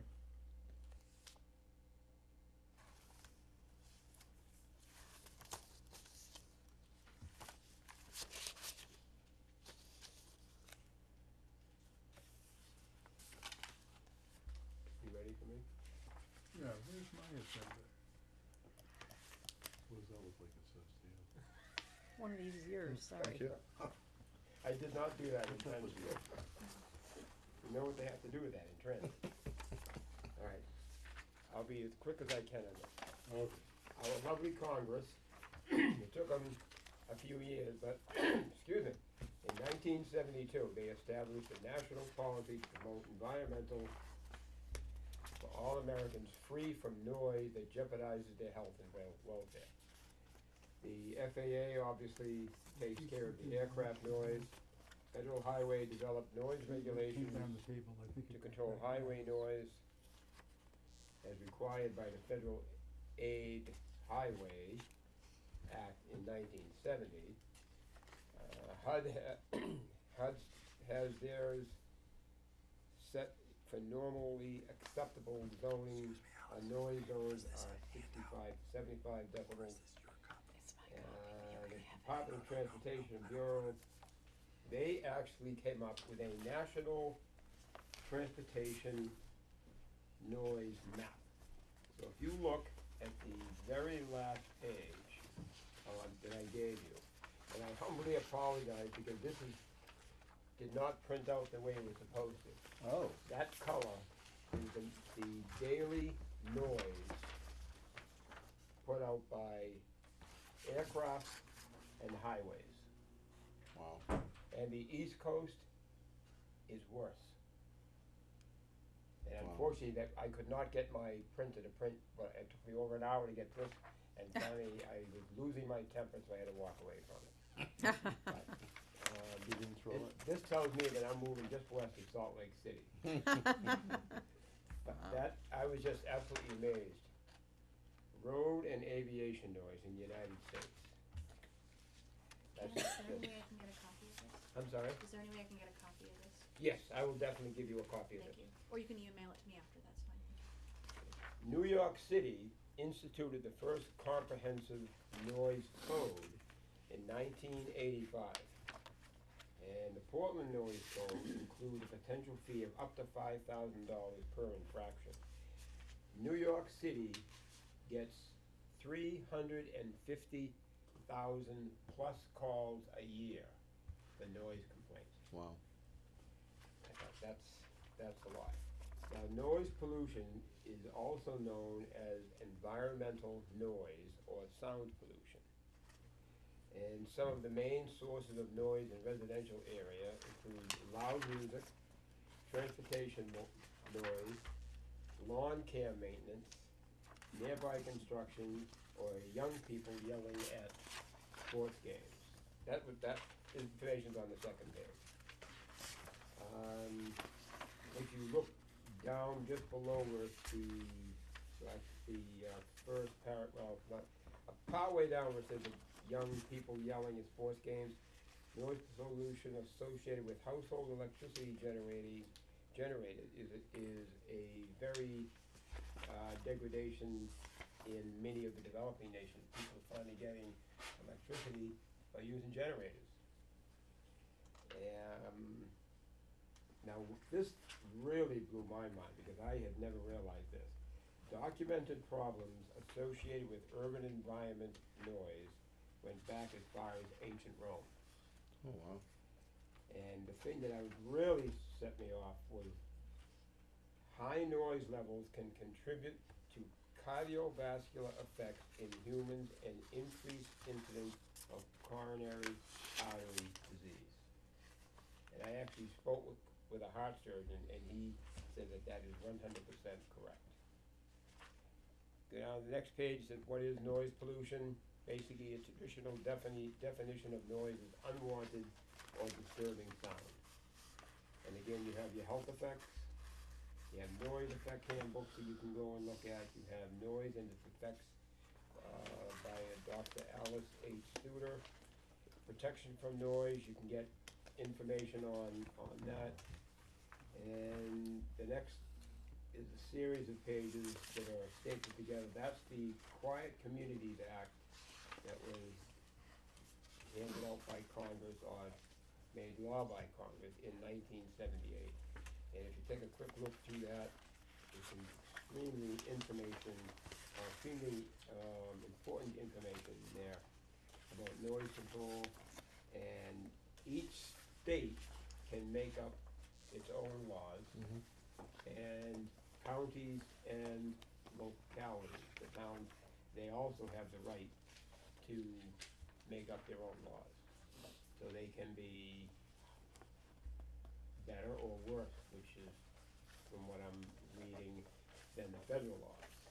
But I think the more you look at this, the local laws are more stringent than the federal laws. And then you have Massachusetts noise pollution laws. It doesn't actually say Massachusetts on it. It did, when I printed it off, it did not give me the first page. That's this one, mine, and I think it's the next page. 2-page document. And that gives some of the laws: building noise transmission, community noise, consumer product noise, environmental noise, workplace noise, etc. And each of these categories have various laws in them. And then, again, the last page, that is 2 pages long, maybe three, 2.5. These are the Massachusetts laws that are in, what am I trying to say? That are these are the laws that are in the state right now, and they can be changed. and more to the point, individual cities and towns are authorized to promulgate their own bylaws or ordinances regarding noise and noise pollution. You can never make your regulation less than what their regulation states, so You sure about I'm that? positive. Well, I read that you could go, Um, so you can't You go mean- any you lower than mean what the state quieter? says. Right, if they set the decibel reading at 50, Yep, it can't be any higher than this rating. okay, You can't make yours down to 20, you or cannot. 60 or 70 or higher. You Okay. can't, you can go, you can make it more, Noisy. no, less Less noisy. That's the, That's noisy, yeah. You can make it more stringent, but you can't make it, no regulation, or I can make it 100. If theirs is 50, you can go to 60? No, because No. 60's louder, so All you're right. gonna You go can below. go- I you I can was go saying it down. wrongly. You can make more But- stringent. Now You I can never understand. you can never go less than what they're stipulated. Correct. I enforced that for the state for many years on the decibel. Really? They had to go around with a decibel meter. now, the thing I had not done, I don't know why this didn't get, I forgot it. I didn't look to see what our laws in in Hubbardston say about noise. That's what I've gotta do. I've gotta go home and do some research. I believe the Board of Health That had should be in some, the bylaws, and the Board of Health will have that. I think they kind of kind of brushed it fell off off. the table, didn't They brushed that off because of the problems with Barry Road and barking dogs and things like that, and motorcycles and four-wheelers. It was a real big problem. It's gone back and forth. I know years ago when I was working, for like a 10-year period, in and out of court, and there was no finding. Nobody could do anything. We just dredge up the old law and look at it. Yeah. We don't necessarily have to vote on it, but we could Right. see what it said. Yeah. Why don't you dredge it up? Okay. That'd be good. How do noise complaints come to the town now, to the police department? And they always have in the past, I think, unless somebody knows and has, they would call the Board of Health, but it's all changed. I remember years ago, there was a lot of problems. They initially started in the police department, and then they went out, they ended up going to court, and they were bouncing back and forth, and it was a big problem. So if we talk to the police department, we could get a good idea of how big a problem Hubbardston has or doesn't have. That's What- one of the things that's in my plans. Yeah, yeah. Talk to the police. And I don't know what they You run don't into wanna now. solve a problem that doesn't exist. Right. Right. My biggest problem nowadays is, and I don't know if we're gonna do anything effectively to enforce it, some of these vehicles go by at 2 o'clock in the morning, it rattles your walls. Motorcycle, you can hear it all Yeah, the the way down motorcycles, garden. yeah, it's crazy. Motorcycles and the But- diesel powered pickup truck. And nobody enforces it. No. That's the problem. There's a lot of rules and regulations So, in our communities, but. If I heard correctly, this is good information. Municipalities have the right to make a law. You're gonna look at what the Hubbardston law was, including the old Board of Health law. Yep. And are you going to speak to the policeman? It was Yes, I am. suggested to see, Yep. you know, And I wanna talk to the Board of Health to see if yeah. they're taking the phone calls. Let's find out how big the problem is before we get our Okay. hammer out. Okay. Oh, yeah, I'm Yeah. not gonna, I'm just generally, No, I'm not criticizing, I'm just saying we need to be proportionate. Good, thank you for doing that, Kendall. Economic development status. I guess I'm up, huh? There is no, there's an economic development committee on the books in town. I believe the last time it met was December 2016. And one of my goals is to rejuvenate that. The planning board isn't an economic development committee. The reason we're talking about it tonight is that it's part of the master plan. And I was asked by this board to go off and search it out. In light of the fact that there was no committee, I took it upon myself to go to a regional activity, which was put on by the SBA, which is the Small Business Administration. And I sat through a morning of discussion by agency after agency that is in existence for the sole purposes of bringing money to small companies. And I was astonished at Wow. how many agencies there are and how much money there is. And I was not completely exposed to how thick the jungle is to get to the money. You know, is there a pretty thick bureaucracy. I think the SBA is a thick bureaucracy, but some of the other ones are, touting themselves as very nimble and, can really help small business. So I'm waving this package around, I have quite a bit of information on the small business and the US Department of Agriculture and 3 or 4 other, agency type, organizations that exist in Massachusetts. They're both state, private, and, private government combinations. So I'm anxious to, start the Economic Development Committee and, that would run in parallel with the planning board and help out small business. The other thing in the small business area was the gentleman Todd Miller, who was here but is no longer here, went to the, went to our meeting, probably 3 or 4 meetings ago, and presented some documents. And I don't know if everybody has them, but he handed them out that night, so we should have them. And then a little while later, like a month later, I think it was September 5th, he went to the select board and he said, this was his first slide, it was, his, kind of his planned attack. It was signage, re-energize the town's various committees, help with infrastructure and help with planning. But he really talked quite strongly about the sign bylaw, which is a zoning bylaw. But I believe the formation of that signage bylaw was largely done, or entirely done, by, not by the planning board, but by a business committee in town. Probably some business association, Was it? put that together. Okay, and, he was critical of it in the sense that it was complex and difficult to follow and hard to kind of make your way through it.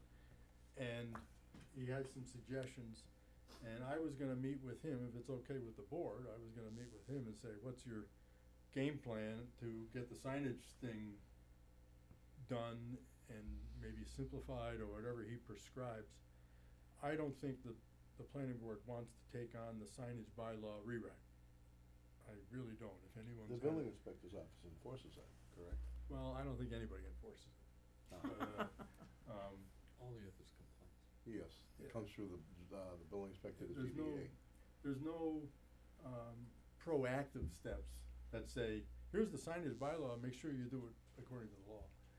And, so I'm gonna talk to Todd Miller, I was hoping he would come back, I don't know where he went. And that's my Economic Development Committee report. Yes, Ed? On the shelf somewhere, we have, 2 economic development studies that were done.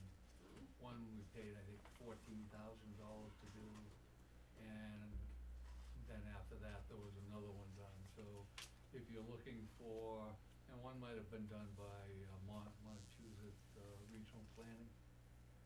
But, I believe there's 2 economic development, reports that are bound in our archive somewhere.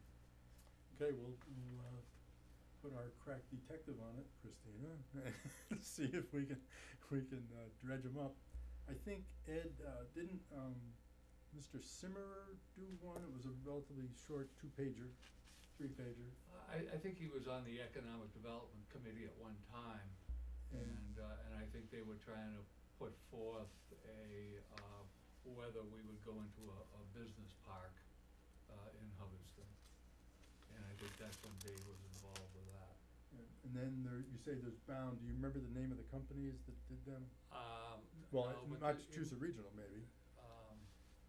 One we paid for, and I don't know, my memory's not, crystal clear anymore, so I don't know how far back it was, but there are 2 economic development reports that were professionally done for the town, and like a lot of reports and exercises we do, they end up on the shelf without a lot of activity. A lot of dust. Well, I'd like permission to go, consensus from the board, to it okay if I talk to Todd Miller about the signage thing, and is it okay if I Sure. try to reinstitute the Business Development Committee? I wouldn't be an official member, I'd be the planning board representative to it. But if the official members are still in existence, I can call them up and say, hey, you guys wanna meet? And see if we can get something rolling for local business here. Yeah, that'd be great. Okay, We don't have much. that's my two action items then. Master plan updates by chapter.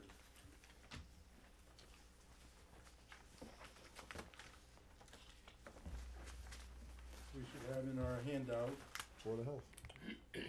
this, this document, which is the list of the chapters and our initials next to it as to who was chasing down the various, chapter authors. Taking them in order, or I'll just zoom them through. Bill, Board of I Health, talked to the Board of Health at my last meeting, we are working on it. I sent, are you a Board of Health member? yes. Oh. Yes, I got coerced into that board too. Conservation is out of the same office, so I made a mention in there also the same night. So that went out, and I sent emails to everybody else, and I haven't heard back from them, so again, now that I have time off, I will follow through a second time. Did you copy Christina with your emails? No, I didn't. I Would think I did that before she came on board, Okay. so, Well, sure, I'll do that. even retroactively, just Yeah. so we get them into the file, if some of us wanna go in and read them, we can. Sure. Again, I'm not in favor of blasting it out to every member of the board, but there's a case where I think, Bill, you did fine writing a letter to a party on your own and getting something moving. I think that's a good step. Select Board, Craig. I've yet to talk to them yet, but I have talked to Travis at the DPW. I've talked to Sanda with the parks, and they will both be getting going on doing their part. Did you use email? Nope. Person to person. Who was in Parks? Sanda. Does Sanda have a last name? Couldn't tell you. B-A-R-R-Y. Sanda, S-A-N-D-A-B-A-R-R-Y. Thank you, Ed. And Travis, of course, is Travis on the DPW. And, how do you plan on communicating with the select board? I was trying to go to one of their meetings. Maybe there's one next Tuesday. Cause Monday's a holiday. I'll see if I can make it. I'm supposed to get a snowstorm. Is that Better right? not, Supposedly. too early. Wow. Okay. Building committee, it says planning. Is that planning board? Patty Burke. Oh, Patty Burke, okay. Then we are going to change that to Christina, CS, and, you have anything, or just now getting the assignment? I'm just now getting the assignment. Okay, very good. Why I'll don't connect you, with Patty on that. why don't you give that a try with Patty? Okay. Alice, capital improvement plan? Capital improvement, it's called the Capital Improvement Planning Committee, and it's presently not functioning, even though page 17 of the general bylaws says it's a standing committee that's supposed to report annually to the town administrator with a capital plan. But according to Joyce, it last met in 2006, and it's a committee by, I guess, through the bylaw, it consists of a member of, supposedly, and maybe you could use this as your jump-off point for your new committee, but select board, finance, planning, and 4 members at large. And they were last appointed for '06. And their task is to develop policies and procedures for submission and evaluation of requests for proposals for capital outlays involving major non-recurring tangible assets, facilities, vehicles, equipment, and so forth, infrastructure, having useful life of at least 3 years, and a total cost of over $10,000. So anyway, the appointing authority comes from you know, the Hubbardston bylaw, and the board's, so obviously there was no one to really talk to, it hasn't been active in 12 years. All right, So I- that's the story with that. Can I offer a suggestion? I believe, Ryan McLean, our town administrator, has shouldered this effort and is working on it. And if you could just drop in on him, I think he would help you, because he has solicited, capital improvement estimates or plans or something from almost every board in town, and I think he's on it and probably doing a very good job in the absence of such a committee. I concur with that. I know that from, talking with the finance committee, that that's one of the things that Ryan is, gonna undertake to come up with a new capital plan. Okay, so you wanna report on his plan versus the committee, since the committee doesn't exist? Yeah, Or is he actually gonna create a committee? well, what we want is a master plan chapter, and he may have something that he's already got In place. his plan to do it, you know, and if he's already got some little write-up, we can use that. I don't know what you do with a bylaw that says there's supposed to be a committee and there's no committee. We'll let him wrestle with that. Neither do I, but I'll talk to him. All right, great. Community Preservation Committee. I took steps to find out if I can use Community Preservation Committee money to help build the master plan.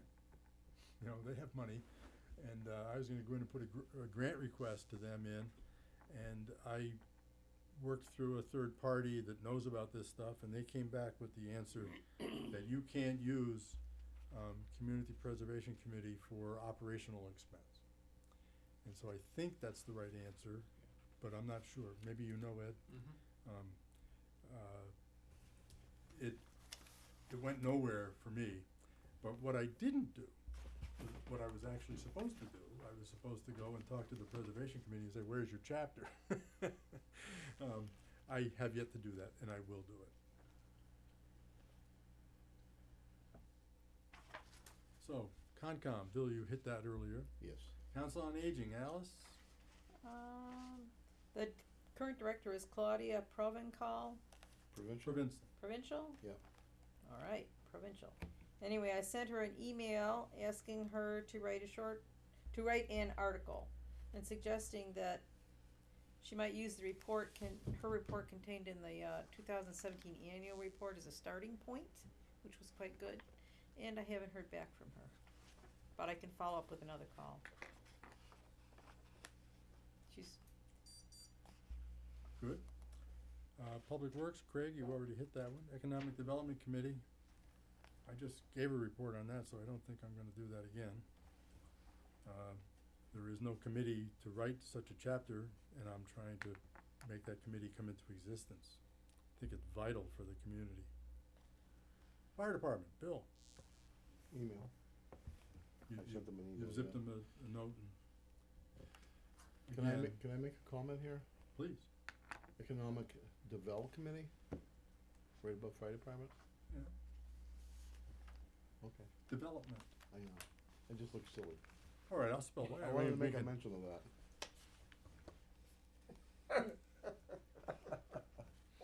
Am I getting my leg pulled and I don't know it? What is this? It looked silly. As long as you don't say, I look silly, I'm all right. There you go. It's the Economic Development Committee, Bill. I see it. Historical Commission, Alice, you're up again. Historical Commission, Gary Kangas is the chair. Am I saying his name right? Yes. Anyway, I sent him an email asking him to prepare an article for the master plan. You're calling it chapters. I was trying to make it like people will do it if you don't tell them to write a book. But anyway, and suggesting that he list historic buildings, documents, articles, places, etc., and measures taken to protect them, or that the commission feels should be taken to protect them. And I have not gotten an answer, but I will follow up.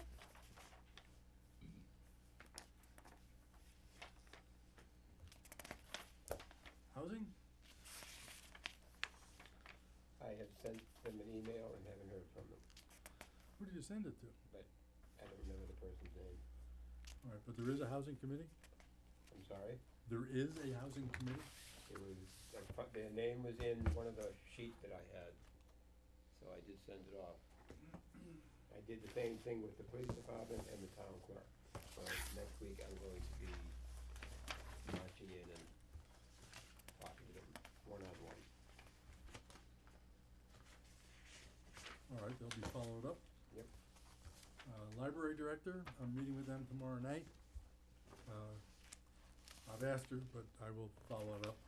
There's a library trustees meeting tomorrow night, and I'll bring it up again. Long Range Facilities Planning Committee.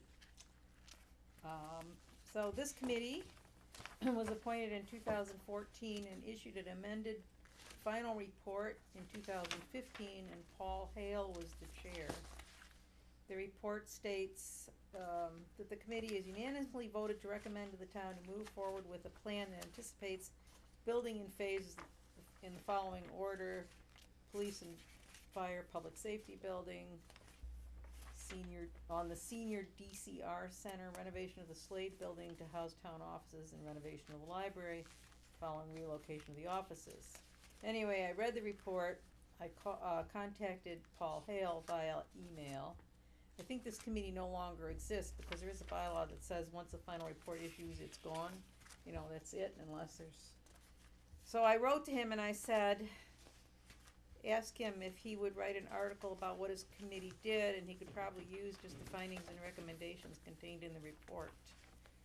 But I have not heard back from him, Good. so I can Thanks for follow up. doing that.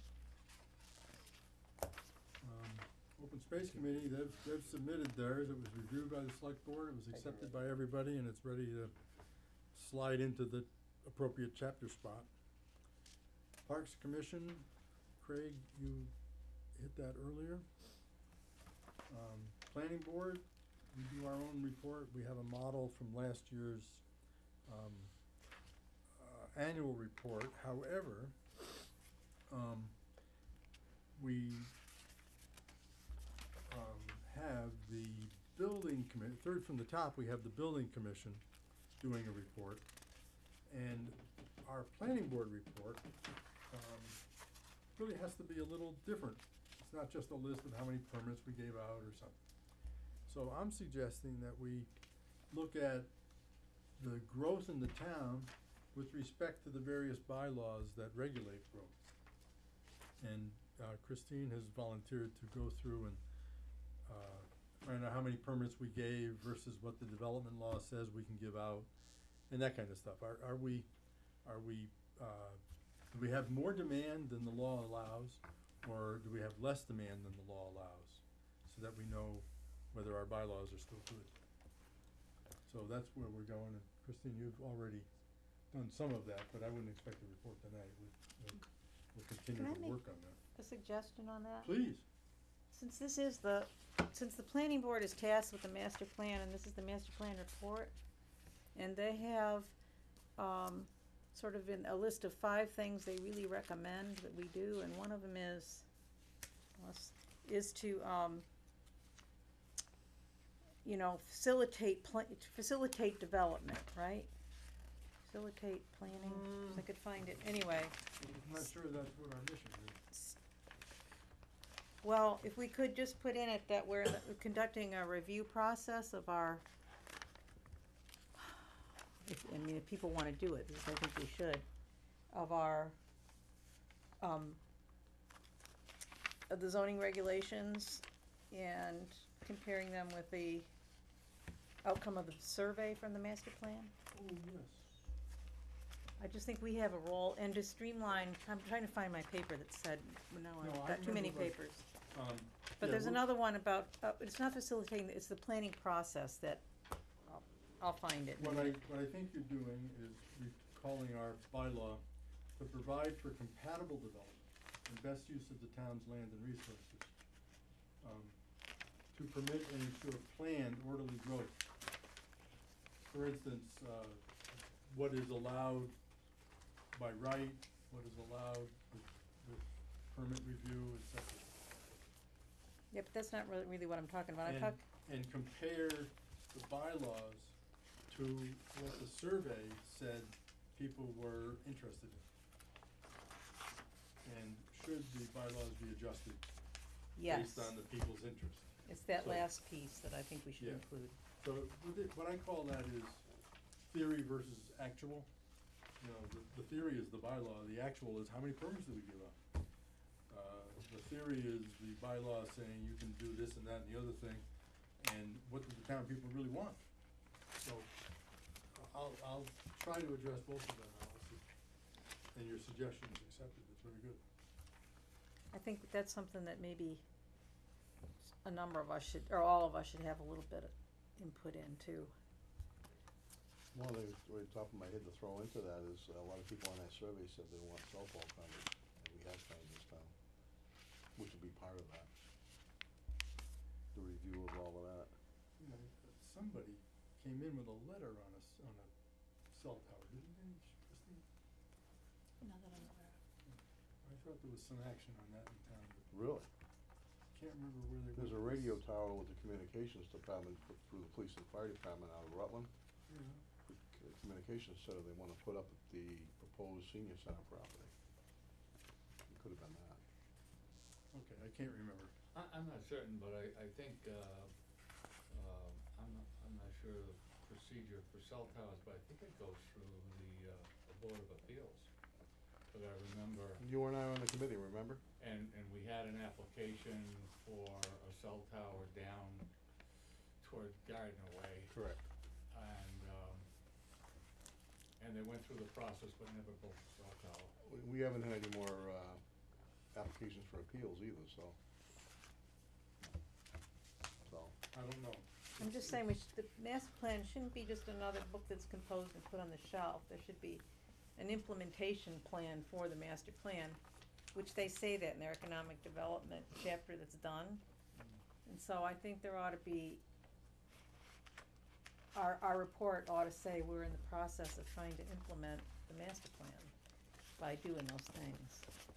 Seeing, aligning what's allowed with at least looking at what people want through the survey, and so more proactive rather than just a report.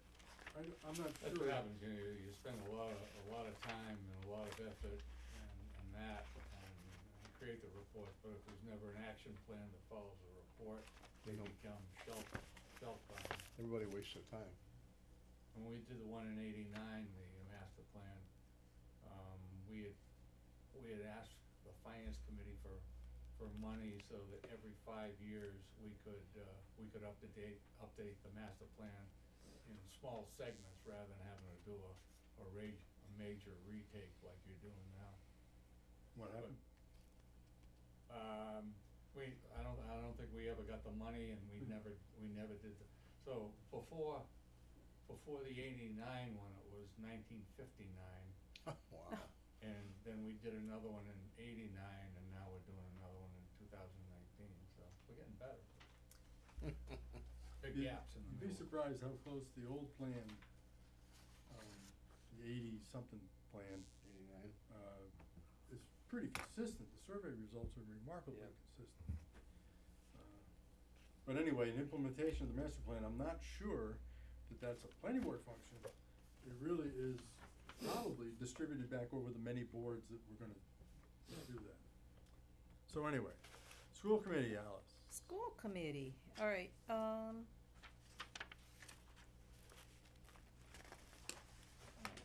so I did email the school committee, sort of a generic email. There's 4 members, Mark Wigler, Bill Hanson, David Correa, and Debbie Chamberlain. And then I spoke to Debbie Chamberlain, who called me back, and what she said is their committee, the school committee, is really grappling with major declining student enrollment problems, which is not just Hubbardston, it's district-wide. And she said actually it's a very serious problem. You could basically house all of the students in the 5 elementary schools in 3 of them. And Hubbardston Center School is about 20% vacant, but it's not vacant because they were able to get a tenant, which is a Needs. collaborative. Not the needs, Yeah, I can't remember the name of the program. Anyway, and that does fill the empty space, and they want that space, and Massachusetts wants them to have that space, cause it's trying to use empty school space for school things. And the reason the collaborative wants the space is cause it's Have to handicap allow it. access, their own door, and the kids can mix with the kids at lunch, and to the degree they can, although it's a separate program. And it's near the hospital, cause these kids are really sick kids that need hospital services. So, and they pay the town $40,000 a year in income to rent the space, so it helps us out a bit.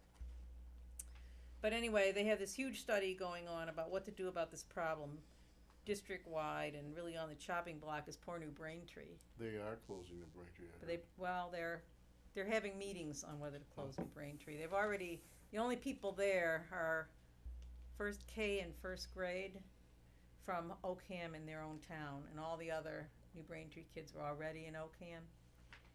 So, think I we mean, have it's to a be really careful really with- big mess, but what she said is they'll know more, she'd be better able to write this plan, and she's willing to do it, or their chapter, if, once the Quabbin Educational Municipal Partnership recommendation report's finalized, which should be in she thinks the report's gonna be presented the last week of November. But they're also having a big vote the same day on this whole new Braintree school, so I don't know where that's going, but that's the update. So I've got somebody willing to do it, and that's the status, and she wants to get back to me after the end of the month. I'd just like to editorialize a little bit. We're on TV, we're in a public meeting, but we're not the school board. And what is going on there is they are really working hard on difficult issues. And I don't think we're in a position to say anything about what they're doing or where they're going. So we kind of wanna pull those balloons back down. Yes, I don't know. No, what she said was, Well, it the doesn't matter towns what she have said. a, She can't speak for the whole board no, she either, can't, but so she says, what I don't just that want- she can't write a report until, Yeah, what I don't want this table to be is a place where somebody hears something, okay, and then we have to, we're in some territory that isn't ours, you know? no. School board is definitely not our Well, territory. and moreover, it requires a town votes anyway, What I heard was, there's a major issue, they're working on it, and she doesn't have time right now, but she may in December. she will get back to us, right? Okay, good. Town administrator, I spoke briefly with, Ryan. I will speak again. We've both been very busy, so when I say briefly, it was very brief.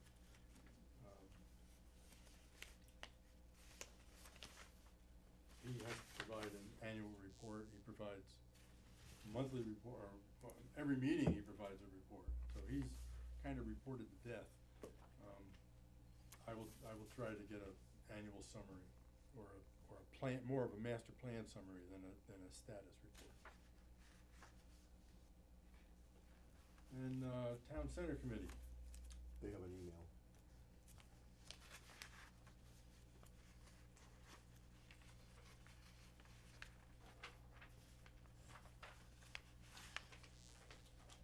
Okay.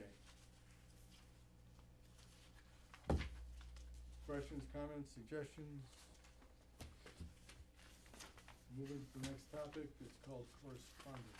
Oh, I'm sorry. Just a quick comment, and that is that in the planning board site, under the section which says help us write the town master plan, it is totally out of date, where it still mentions that if interested, please contact Mr. Vinnie Ritchie, planning board chair.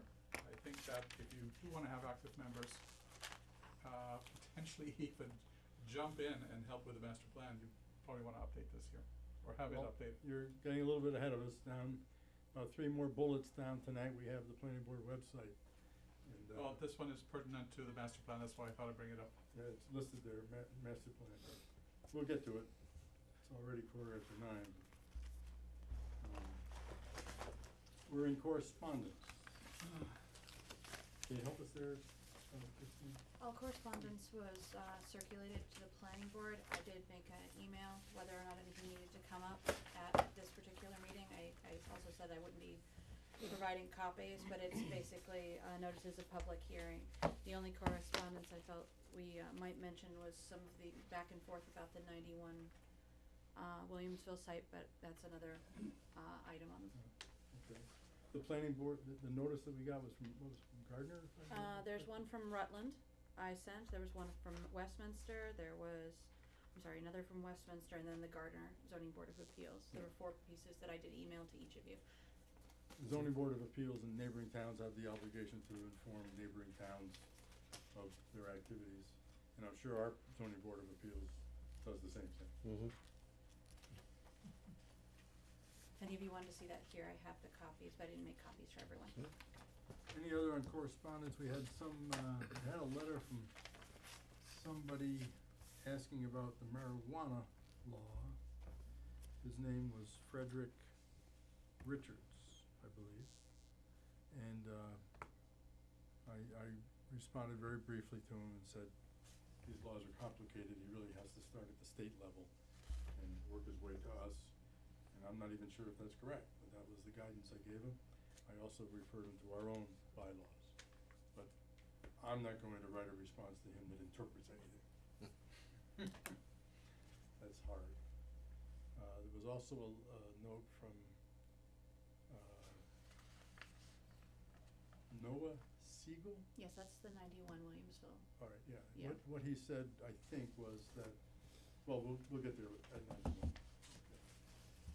So, we're up to planning board accounts. Excuse me, there was another letter as well. What was It was in the package. It was a guy, Timothy LaRoche, who wanted to know if you could put a solar array and the lot only has 14 feet of frontage. October 19th. Oh, yeah, I do remember. Is that, what package was that in our emails? That was in the email. It was an email. And I did just, forward Yeah. that. Yes, to the I planning was board. gonna call him and see what he's really doing. I looked up the plot of land, or the, what would you call it, parcel. And, indeed, he only has a very small frontage, and a solar system requires 200 feet, according to our bylaws. And, he won't be able to do it as it is, according to our situation. So that's what I will tell him if he, calls me back. can he seek a variance for that, or is that I'm not sure how that all works, to go to the zoning board? but, most things are appealable, so, I don't know. We don't do variances anyway, right? That's the zoning board. Zoning Board of Appeals does those, and Right. anybody who's aggrieved by any of the zoning bylaws and wishes to take it to the ZBA, they can do so. That's right. But the ZBA has always been pretty strong at upholding our existing zoning. So,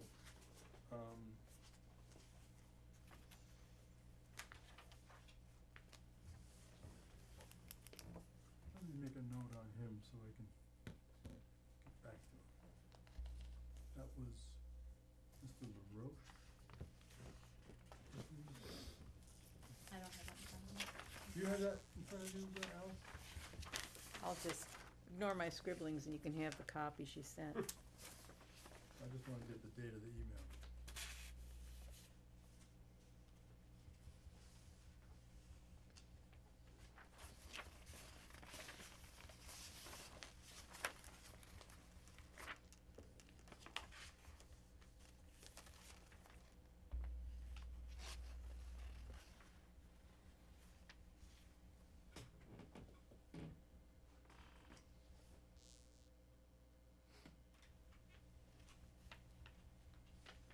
Super.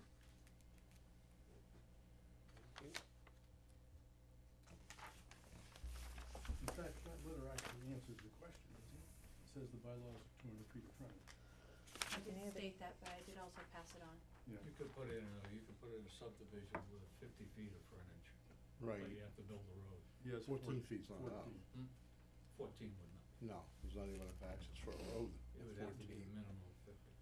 Unless you can bring in with a helicopter. Okay, moving right along, we got planning board accounts, Christina, you're up. Okay, one of the things I was tasked with, when I started was to look at the accounts, that are under the purview of the planning board. I did this very generally, none of the amounts are here because the accounts are currently in their fiscal year ending. But basically what I did here is just break down what accounts the planning board is responsible or answers to, and basically how they are managed. There were some questions regarding monies being put into one account as opposed to another type. And so I did sit down with Lori Bartkus, our accountant, and she gave me a wonderful sort of breakdown of all of the accounts we have. As you'll see here, we have 4 just general fund account. Those are the ones that are voted, the budget, so we don't have really any say. We do obviously pay the clerk wage and some of the expenses out of those accounts. The Montezuma Regional Planning District is actually a fee we pay every year, so that gets taken out of that account. And then we have a general fund account for the master plan. The next 2 accounts are standard revolving accounts. According to most everything I had read, most boards only have 1 standard revolving account, and I asked Lori why we had 2. She said that she wasn't sure, but she had worked with Tom Bratko with regards to this, and the suggestion at the time was that one of these, which has not been used in a long time, be frozen, the monies be transferred to the other one, and then that one, that you can't delete an account or the history of the account, but you can freeze it and make it so that it's not used again in the future, or we can turn it into some other kind of account to be used for a future purpose. But the standard revolving account is where we put all of our fees. And 235 will be carried forward. Right. And 232 will be frozen, so we'll only have 1. Right, well, that would have to be a vote for you guys. She's not just gonna go ahead and do that. She wanted to make sure that everybody was on board with her making that decision, because as I said, that was something she discussed with Tom Bratko but it had never been put to a vote, it had never been discussed, so she wanted me to bring it to the board. Do you know how much money's in either one of those accounts? As I said, the money should be, the numbers should be available by the next meeting. At the moment, they're at the end of the fiscal year, so the numbers are just a little bit, they're getting finalized. As far as the next 2 accounts, which start with 234 and 237, those are consulted funded project accounts. And what that means is, say we have a company like Borrego who comes in and gives us money, and we pay someone like Places to go out and look at the account. The money's supposed to go into that account and go out right to Places. There's no money that goes into those accounts that is meant for anything that's supposed to be kept by the planning board. It's basically just money goes in, money goes right back out.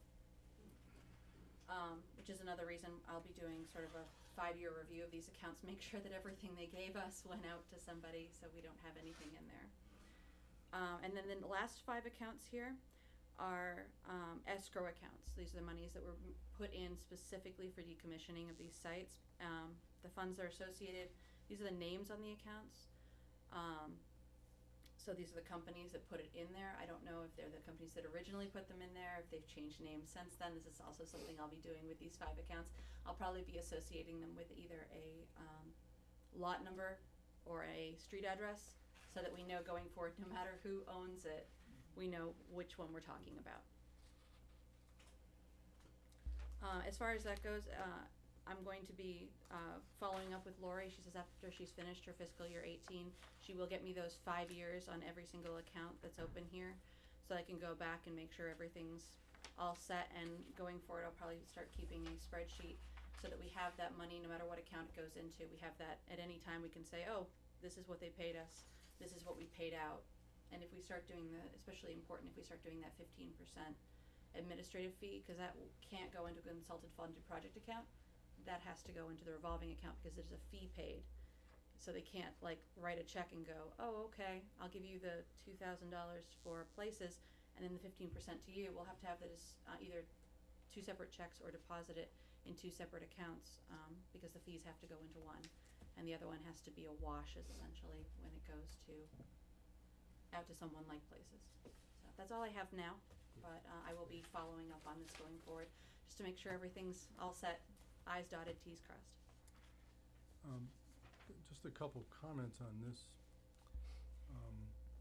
The first 4 funds are voted, of course, because they're dealing with tax money.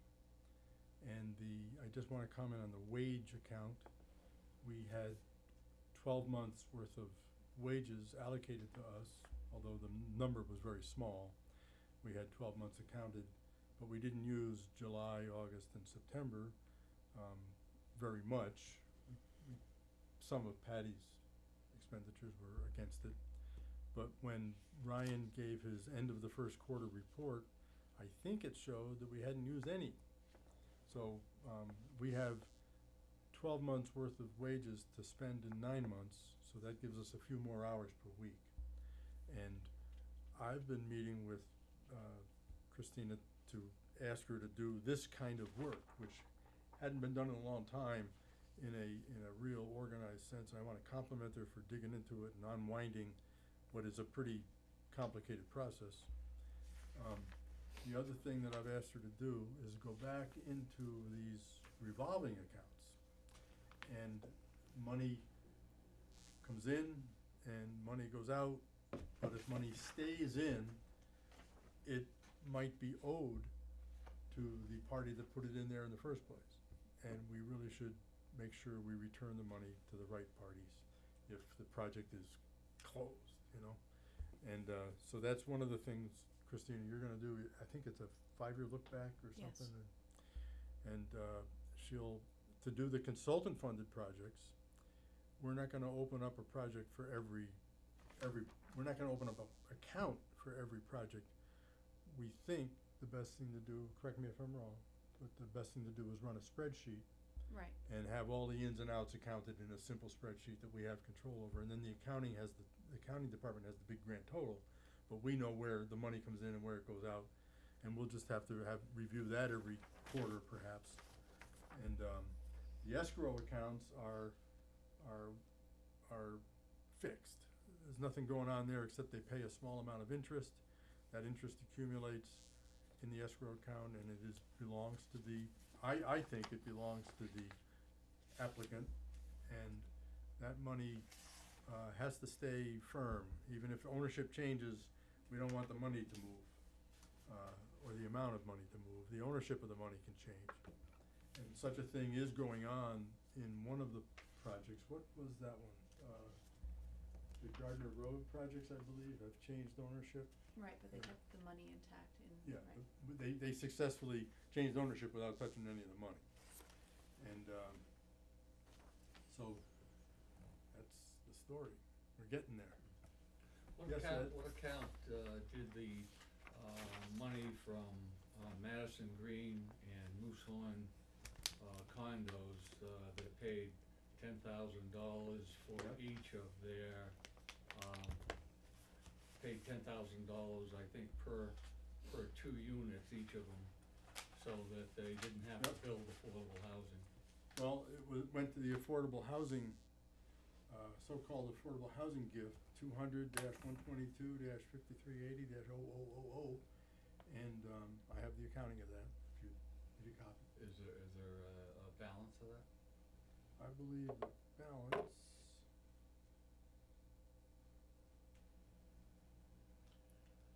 As of 6/30/16, and I don't think we've spent any of it since then.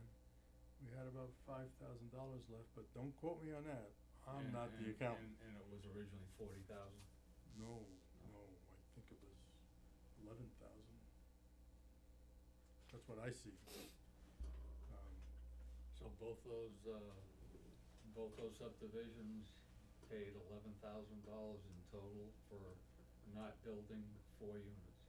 Well, I can only report what I'm looking at, and I'm already qualified myself as not being the accountant. So, if you have specific questions, you can either write them down and Christina will get them, work on getting the answers, or you can go directly to the accountant people and say, what's going on? But there was an affordable housing account, and I found a slip of paper that has that name on it. Is that a planning board account?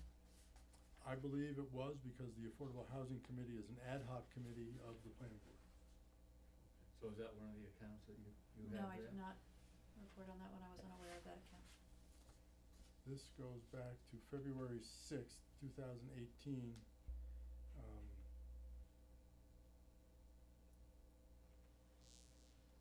It's a list of project numbers and I can provide it to you. That would be great. Wasn't that consultant paid? Oh, he worked for peanuts. He was a very generous man. He didn't charge very much money. Okay. Going down our list. No problem.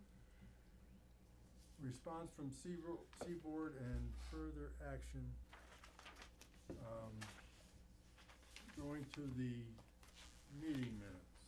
After this accounts page, we should open up the document and we have a letterhead Seaboard. I think everybody got this. And then, I'm including for everybody tonight, the next document, agenda attachment number 6, which is a letter from Scott LeBlanc about Seaboard Solar. 2 pages with some photographs on the back. So, this is the first time the whole board has seen this, and I chose to do it this way so we wouldn't get tangled up in the email thing. We're doing it right here in public. I think I can summarize Seaboard as saying, where's my letter to them? Did I? Remember the meeting, 2 meetings ago, you guys authorized me again to write a letter to somebody, and I did, without bringing it back to the board, but it said, "Dear Seaboard, we would like to put you on notice that, There it is. thank you. I'm running out of brain cells, it's getting late. We received notice of a sheriff's sale of the Seaboard Solar Holdings LLC property at 91 Williamsville Road, scheduled for November 8th. This letter informs you that the planning board has received complaints about this project. I'm paraphrasing here. It's our intention to conduct a detailed review and report findings to you. It would be most helpful if you or your representative could either attend the next scheduled planning board meeting, we will inform you, or authorize the planning board in writing to spend up to $2,000 reviewing the situation and determining any unresolved concerns. A report will be provided. And that would be send Bill out to look. But we can't send him out because we don't have any money. The applicant or the owner usually funds that effort. So pursuant to the special permit and conditions, all such concerns are considered by the planning board to be obligations of the existing owner and continue as obligations of the new owner. That was the real message. If they sell this, the obligations travel to the new owner. He came back and he said something like what he said here in his October 18th letter. Thank you. If you could put that as a attachment to the meeting. It was attached to the agenda and I will attach to the meeting minutes. Oh, did I lose it? No, I didn't print it out. Oh, It was okay. attached to the agenda online. Okay, no problem, thank you.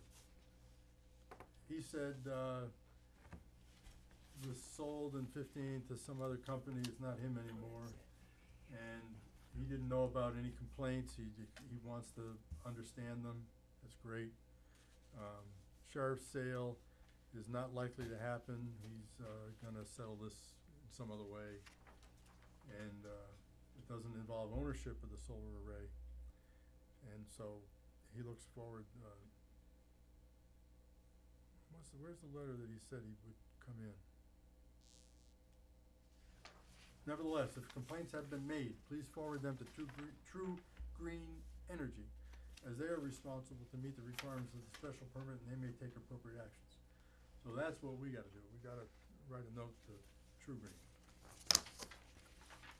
So, I called up Scott LeBlanc and I said, hey, you were in here months ago, but we never got a report from you.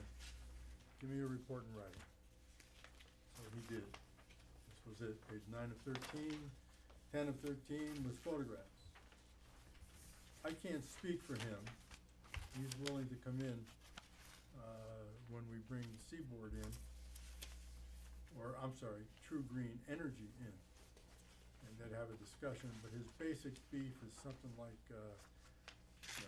if this was the land, and the Williamsville Road goes by it, he lives across the street, the first 100 feet were supposed to be buffer zones, and they cut it all down. So, his pictures show he walked in the property 100 feet and turned around and took a picture towards his house, and then he turned around again and took a picture farther into the woods. And I'm sorry for the black and white reproduction, but if you look at them on the web, on this agenda, you can actually pull them down, blow them up, and they're in color and do anything you want with them. Anybody have any suggestions on how we go forward on this? Side note, do we keep, with all the newer solar projects, do we keep any money for future, since they denied any reimbursement for us for consulting fees in his last paragraph there? They're doing that because they don't own it. So, but in sense, the other people can say, no, we're not paying you any money also. I don't think True Green Energy has been directly approached. But, all right, let's say, What, Alice? No, go ahead. let's say they do deny it. So we don't really have any recourse, do we? Other than paying for it ourselves? Well, you can ask them to pay for it, and I don't know why they would refuse. We'd have to listen to their reasons to not pay it. Every other applicant puts a check up on the table for a Bill Murray type review effort, and I don't know why they wouldn't. But I understand they do that up front, but down the line. So I mean, I don't know how long this particular setup's been here. But in the future, if for some reason we do have to send, say, places in there, would it be a smart idea to keep some sort of contingency fund of some sort for this, then just release it back to them? All right, let me give you an example of what we did on this very same project. They cut everything down. In fact, they cut down the trees in the wetland. They cut down, my understanding is they cut down trees on the other side of their property line, in neighbors' property. And we called them in, and they put up a surety of $17,500 for us, and we told them, go fix it, and then we were holding the $17,500 so that we could do it ourselves if they didn't. They did something. We gave them the money. And what they did was reasonable, I guess, at the time. It was judged reasonable. And then subsequent to that, maintenance people came in and cut it down again. And I'm simplifying. But so we are sitting here having given them back the surety. And normally, the answer to your question is no, we don't have surety of that type. We can ask them for it when there's a problem, just like we did in the first instance. Okay? Yeah, I understand that, but don't you think it would be a good idea just to ask for some sort of fund? We can go all the way up to cease and desist. I mean, I'm and just stop saying, the I'm just electric saying, like in a generation. general topic too, just not these guys, just going forward. Well, Say the Borrego that's going on in Williamsville, if something comes up 10 years down the line and we gotta send a consultant in, but they don't wanna, Borrego or whoever owns it at that point in time doesn't wanna pay for said consultant fees, we're kinda, we would be stuck in a, big stop sign right there, wouldn't we? well, there's a lot of things you can do to apply leverage. You can go all the way up to cease and desist, where you say, open the breaker and you're not generating electricity anymore. And that stops their revenue. And that really gets their attention. Short of that, which is what I recommend, you talk to the owners, and then you talk to the owners' investors. And if the investors think that their project is in some way not behaving, by the owner-operator isn't doing what the investors want done, secure their income, then action will be taken. And I don't know the wisdom of keeping money. Usually never happened to us, and it's, Yeah, I mean, So- I just think that Tom Bracco looked into the feasibility of cutting them off once they're online, and he pretty much told us, if I remember correctly, that it's really not realistic. Well, it's the threat of it, it's like holding a club, you wave it around a little bit, but you never really wanna hit anybody with it. But you have leverage, and the strongest leverage is talk to the investors. That really is, there's an owner-operator who faces you across the table, but then behind him are the investors. And if you write a letter to the investors, I am certain it will get some attention. Is the procedure for that, you reopen the special permit, No, I don't think you have to, you just have to get them to act. but don't you have to reopen the special permit in order to, you know, if you went through a cease and desist, you'd have to reopen that special permit and see that there were violations of the No, special permit? I think your goal is to have them respond to you. I'm not talking about what the planning board procedure would have to be to get there. No, I am. You're asking, do we have to open a special permit? No. What you have to do is sit them down right here and say, will you fix it? And if they say yes, they get up and go fix it. But does that require you to compel the person to come here if they refuse to do so? I think this is the point, and that's Well, where there's the all cease and kinds desist of comes in. hypotheticals. Well, but I and that is believe- and that's just an hypothetical that I think Craig is presenting here, and we're confronted No, with he one of didn't those say they wouldn't hypotheticals coming come. about. He didn't say they wouldn't show up.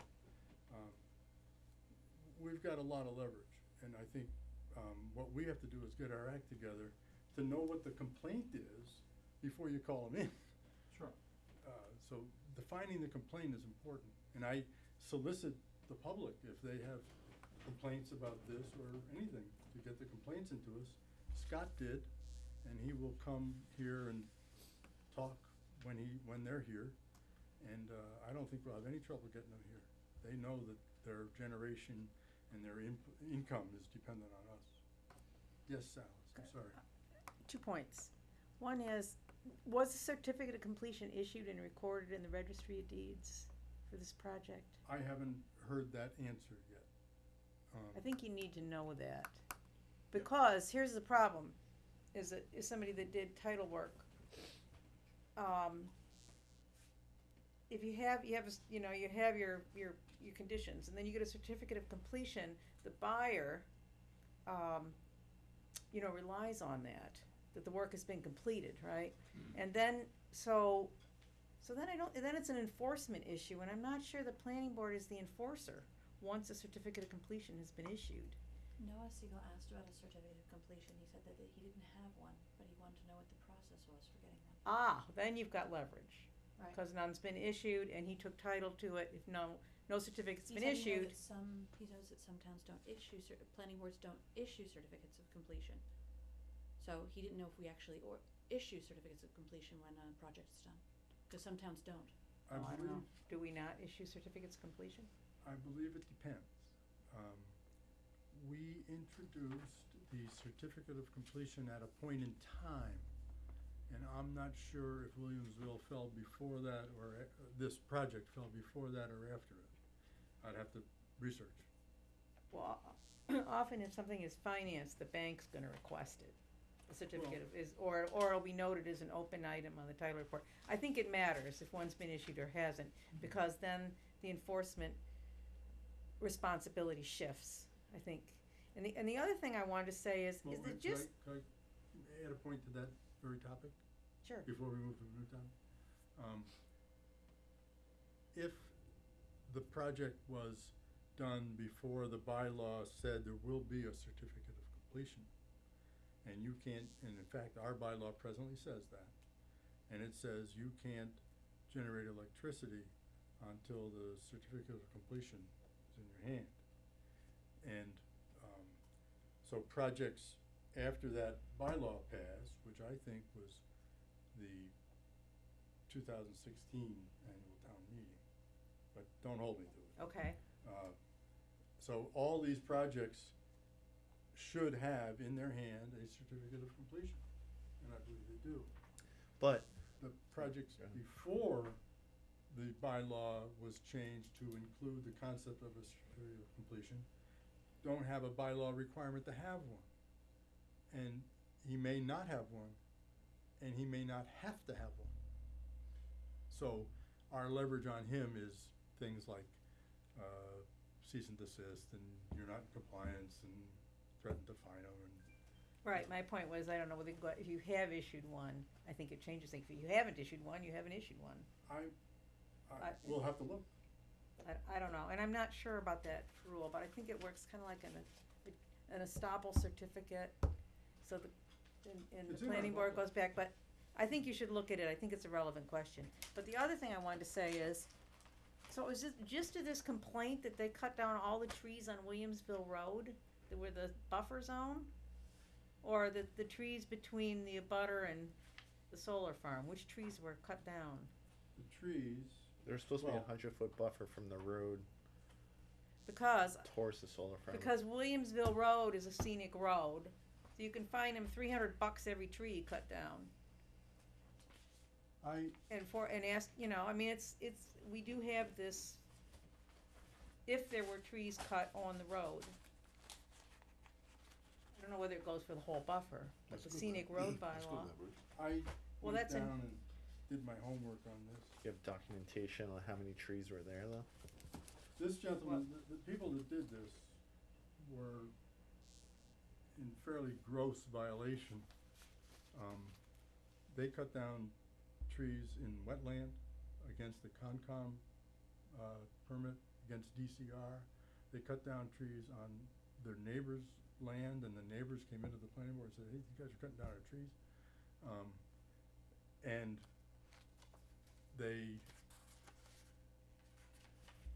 I won't characterize them, but I know they did that because I sat here and witnessed it when people came in and talked about it, the owners of the trees that were cut down. So I'll be quiet about what I think, but here's the pictures that I took, and I'd have to look at the photographic, what do they call that, metadata, to see exactly the date I took. But there's still a temporary electrical pole up.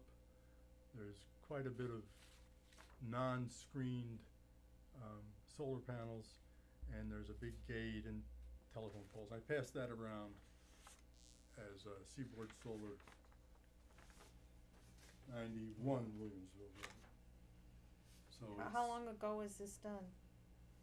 well, I don't, how long ago was the work done? Yeah, I can't put a It- firm it- date on that as I sit here. Those pictures were taken last spring. well, the cutting might have been done before the scenic bylaw was passed, No, but I just, no, the scenic bylaw is, Way back when. well, yeah, it's 80s, I think, isn't it, Ed? Yeah. And, because that would Long be, I mean, that would be a mechanism to force him to replant the trees. Are they operating? They are operating, and they You wanna are, see that, Chris? they are, How do they have all those violations and get to operate? well, that's exactly what we're doing. We've gotta figure out what the violations are, cause I don't wanna go to them once with violation A, and then a month later, violation B. We want them to be reviewed by our expert, our engineer from Places, and establish just what the violations are, so we can make an intelligent conversation with the owner. And in order to do that, there's a chicken and an egg. Bill needs some money to go down there and do that, and we can't fund it out of our own, we normally fund our own funds, we normally fund it out of the applicant coming in, admitting that a review is appropriate, and off they go, do a review, he comes back with a report, and then we stake our claim. If I may, Yes. I think this presents an interesting opportunity, obviously not for past projects that have been implemented, but for future projects. And that is that within a certain time period, any new projects such as the ones that are being proposed for solar also be subject to a periodic review, periodicity being something that could be We determined have as. that in place. Okay, but it is something that has to be therefore paid by the individuals. We have that in place. Okay, so those new items that are in place would therefore cover what I think, They're not new items, that's the way we normally do business. I'm sorry, That's not a new item, that's the way we normally do business. but are they codified? Meaning, are they in your bylaws? They're in our regulations. So my point though is that that's a way that you're addressing the concern that Craig was bringing up earlier. Well, how do we Because get in the essence, funding? you would have a mechanism by which you would have a potential periodic review, and that review would therefore be funded out of funds that have to come from the entity that has that solar farm. Yes, as Christina just pointed out, that is the so-called 53G account, where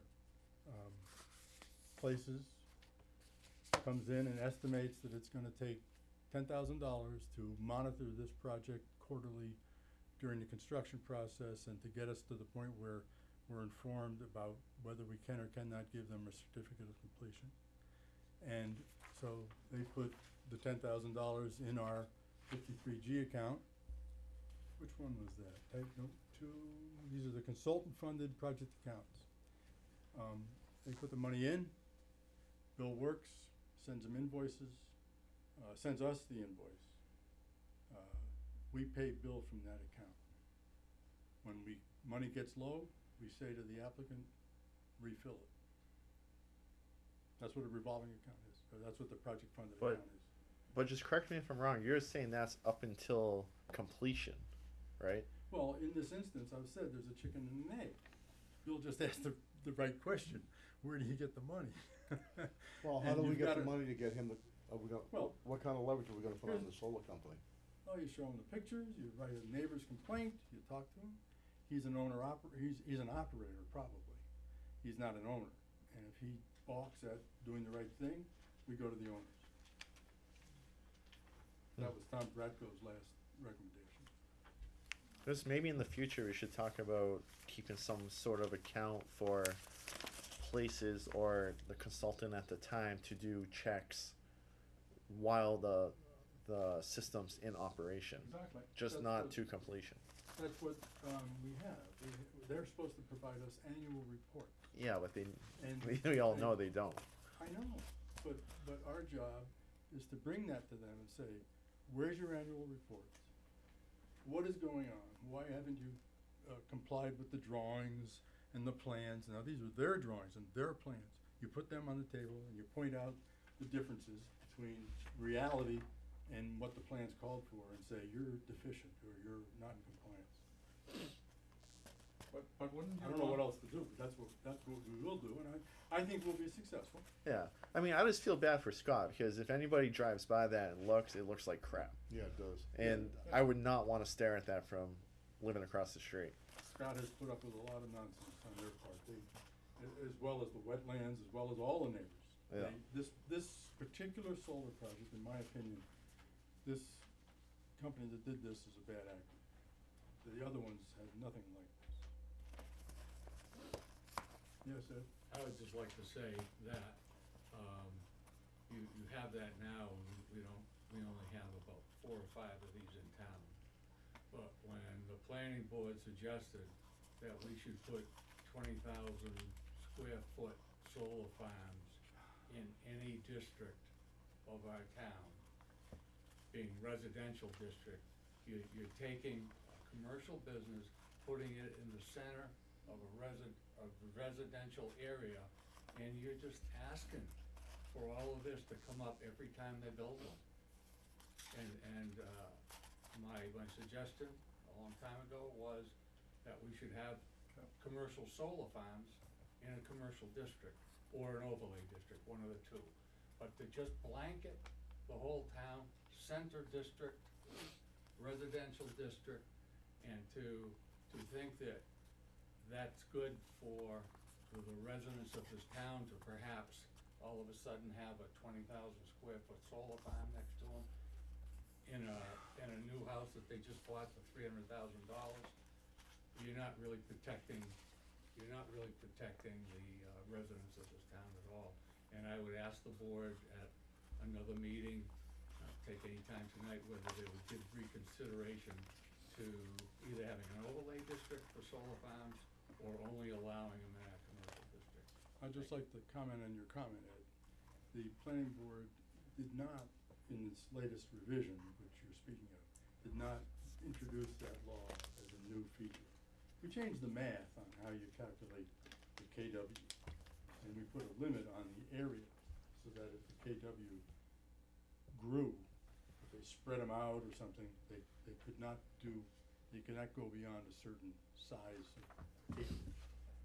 These are major solar fields in I understand, residential let me districts. finish. We did not introduce a new law to that effect. You The- passed a new bylaw that the- allows that. We didn't pass the bylaw, the town passes the bylaw. And that's important, by a 2/3 vote. It's not a casual thing.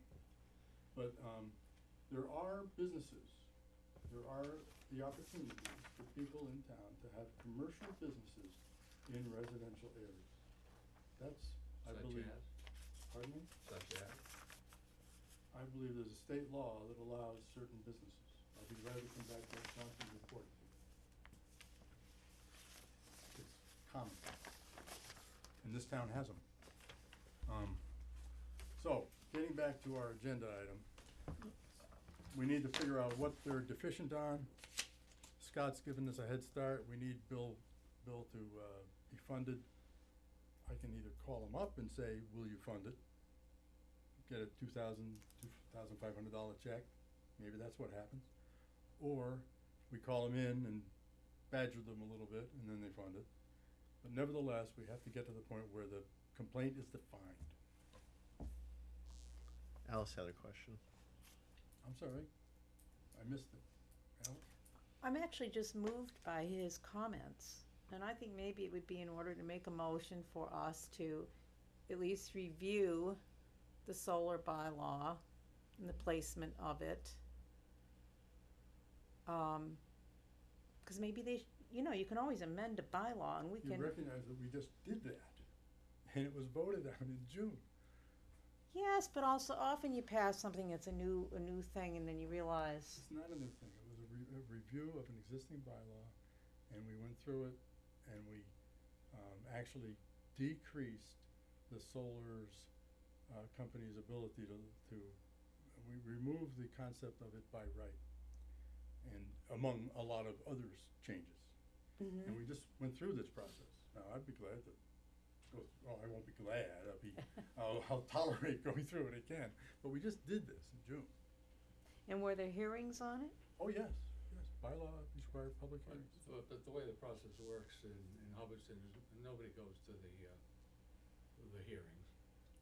And then they receive it on the town floor, and they have faith in the planning board, so most of them don't even have a clue as to what it is. Yes, they get it ahead of time, they can read, but none of them have, probably the expertise to say, is this a good idea or not a good I idea? disagree with you, Ed. Huh? We had a situation where where a solar project was going to be put in a residential district. The person that lived next door to it came to us with a list of suggestions as to how it would be tolerable. And she did her homework, she wrote us an email, I have it somewhere. And we incorporated every one of her suggestions, and then some, to accommodate the latest wave of citizen discussion. And then we publish it, we have we have public hearings, we have, issued the law, we have the town meeting, we have a 2/3 vote, we have discussion, et cetera. It's not a casual process, I don't believe it's a process built on ignorance, it's a process built when citizens got together and asked for some things, and they got them. I'm not questioning the procedure in any way. I'm questioning, does this planning board feel that, we should do large commercial solar farms in residential areas? Picture, Well- and picture all of you living next to the farm that's going in. And you can say how it's protected by trees and this, that, and the other. There's not a solar farm that we don't have in town that you can't see the solar panels. That's So not true. It's not like you're That's hiding. not true, Ed. Hmm? It's not true. I have the pictures. I just. Here's the I don't street, wanna here's get- the street, no, Ed, truth is important. Here's the picture of 95, can't see the solar panels. Here's the I'm- picture of 147 Williamsville Road. Here's the picture of the, I have the one down on Pitcherville Road. You can't see the solar panels from the street, Ed. Tom, if I may interject on this here, I do believe that those pictures are accurate, at least in terms of how they portray it. But you also have to realize that other folks see things differently than you do. And I that, understand. and that is certainly something that I myself have driven through every single one of these places. And yes, I can see these solar farms from the street. Well, you go Sometimes down what- to may I Pitcherville finish, Road. please? Without Show me how you being can see. interrupted, please? Certainly. Thank you.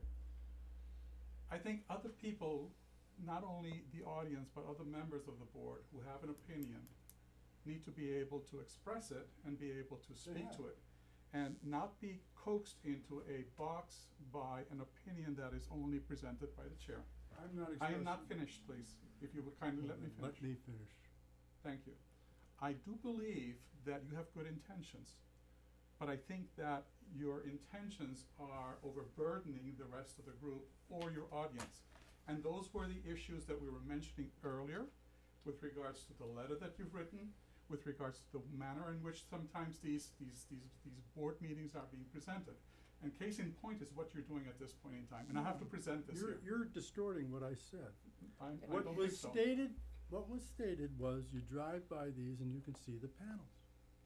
I would ask anyone to drive by Pitcherville Road and tell me how they see the panels. It's in a sand pit, 500 feet from the road. Well, maybe I shouldn't have said all of them. Well, How about a all I'm majority of them? pointing out, You know, Ed, is you're gonna mince words. no, I'm not missing All words. I'm saying is take a look at the big picture Yes. and ask yourselves, how many people would like to live as a resident of this town in their fine home, only to find out that they've got a commercial business of half an acre of solar panels that they can look out from their second story or first floor and be able to look at those all the time.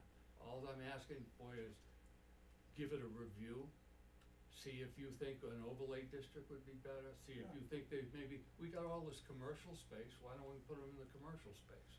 We don't have to put them in a residential area, and if you're gonna really protect the residents of Hubbardston, I'd ask you to review that. Ed, I've already said, going back and reviewing is fine with me. I know that we did it just last June, but if the board says, let's do it again, I'll make a motion, let's go back and let's review that. I think it's a good Okay with thing to me. do. I'm not resistant to that. I'll second it, but I'm not unsympathetic to what he says, it's 'cause I'm new on the board, and if they spent 6 months doing this last year, I won't sit here and do it over again. you will or won't, I will not. I went through that. yeah, I well, can't tell you the number of hours that we didn't get out of here till 11 o'clock, midnight. Personally, I will leave the board if we're gonna do that. I'm not gonna go through that again. That's just my personal feeling, and I don't, whatever you people wanna do, that's fine. But I will not do it. Well, we shouldn't come to these kind of impasses. This constant, input to the board is a standalone board. We have the right to do as we feel necessary to do. I respect all your inputs. And if this is what has to be done to satisfy you, I only ask one thing. You go back and look at the work we already did. Read it. There's meeting minutes on, there's videotape, there's a parade of citizens here. There were 20 citizens here. We took the input, we incorporated it into the law, and I thought we did a very good job. If that doesn't satisfy one or two individuals, it did satisfy a vote of the town board, a town meeting by a 2/3 majority. So, Maybe we should take a look at what other communities are similar to us do. well, we ought to just take a look at what we do. Well, and amongst the things is learning from the lessons, i.e., like, for example, what we have just learned with regards to Scott LeBlanc. There's no reason why this board cannot revisit this here, even if even after such a short period of time, to learn from the mistakes and potentially amend the bylaws in order to prevent things like this from happening and improve it. And I think that's what the board is here for. Have you read the solar bylaw? Yes, I have. Kristen? And quite frankly, I find it very Were you- objectionable that you continuously. I understand, but I just No, wanted to know. if I may finish, It's I really It's find okay it if I very ask you a question. objectionably that you continuously challenge the ability of an individual who is here to read and understand, maybe not in the same way that you interpret this here. And I think you need to be a little bit more respectful towards your audience when it comes to that. All I did was ask a simple question. Well, you continuously do that, have to be so not only defensive with me, about but with other members with other members Right. of the board and other members who are here. You just said, and I would like to follow up on it, what we have on the table is a complaint from Scott LeBlanc. I think if anyone reads it, they'd be sympathetic. Point of order, If any- I'm sorry, I think think you have a motion and you have a second. But during discussion, I'd just like to say, you know, I'm not looking for the board to go back and Well, wait a minute, wait a minute, reinvent the folks. wheel. Wait a minute. I was speaking, and I just got 2 comments from the floor, and I'm been cut off. I think I deserve the same respect you expect from me. So let's just settle down a little bit. I'm still the chairman. I'd like to run the meeting. What I was saying was, we have the Seaboard thing before us. We have the, plan of, approach, or the plan of action to deal with Scott LeBlanc's complaint and Seaboard Solar. If we get through that, and we have a suggestion that we hold some money on all these, or the future ones.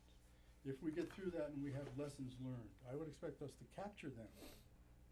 And if it becomes so extreme that we have to revise our bylaws and recognize that Seaboard Solar was done under the old laws, not under the current laws. That's my contention, and I think I'm right. And, if we go through that process and it comes up with, let's revise the law, fine with me. But let's just do a simple process on a guy that's writing a complaint. So, But the motion on the table is. I wish to amend my motion to Okay. stipulate, I don't want anybody to go through a whole process the same way you did. All I would like to do is, can we put it on the table so we can all look at it? I don't have the history you have with this. I'm Can we trying to all share. can we all look at it? And Yeah. does that sound reasonable? Just, cause I agree with what Ed says, because I wouldn't wanna see that, but I didn't go through the process you folks did. And I don't wanna put you through it again, but I'd like to have your interjection so we can look at it as a group and see if it's okay with everybody, What would you like our to do? board. And I- You like to read, we can I'm go gonna through read- the solar bylaw. I've read a little bit of it, I'm gonna read through it again. Well, But what Ed says, I I'd love take to. credence in that, and I also take credence in Scott's complaints of what happened to him. So, I think that's important. I'd love to do that. I think that would preclude a whole lot of work if we just took the time to understand what we do have Right. and the basis for it. There's Cause state I don't know if I laws. agree with in a residential area, but I don't have the background on that, so I'd like to see it. It's some new board members, let's educate ourselves, let's evaluate it, and if the new board decides to do something different than the old board, fine with me, we're off and running. But I don't wanna open up hearings and do that whole process again, no, I don't agree with that. But I think, So it comes down to what you mean by review. So the motion is to review internally, for the board to review internally. That'd be fine. That means, But- put it on the agenda and go through the Restudy solar it. bylaw, and I can bring up what we did, what we changed. Maybe there's a red line available so we can see the changes. okay, I think that's reasonable. That'd be helpful. Yeah, I That'd think. be fine. I I'll put it on didn't the in next any way agenda. suggest that we should start and reinvent the wheel from ground zero. Absolutely. I think my suggestion would be, it's a very easy change if you decide not to put them in the residential district. All you have to do is go back and amend that one section of the solar bylaw that says they are not allowed by right in the Okay. residential section. Ed, I've let you speak, but you didn't even ask me a question. So I'd like to say that when people use the phrase, all you have to do, it's never that easy.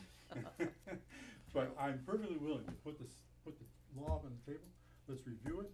Okay, Let's review any state laws that may impact it. okay. Let's review any other bylaws that may impact it. What was the Interesting. last thing I said about the the motion, please.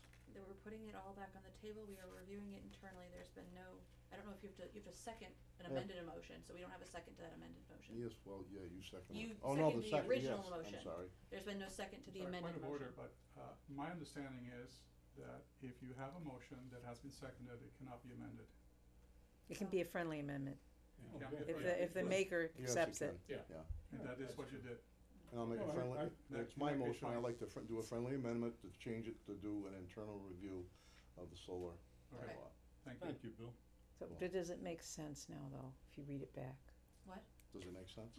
Okay, we had a friendly amendment to put it back to put it all back on the table, review it internally, not to do a full bylaw review.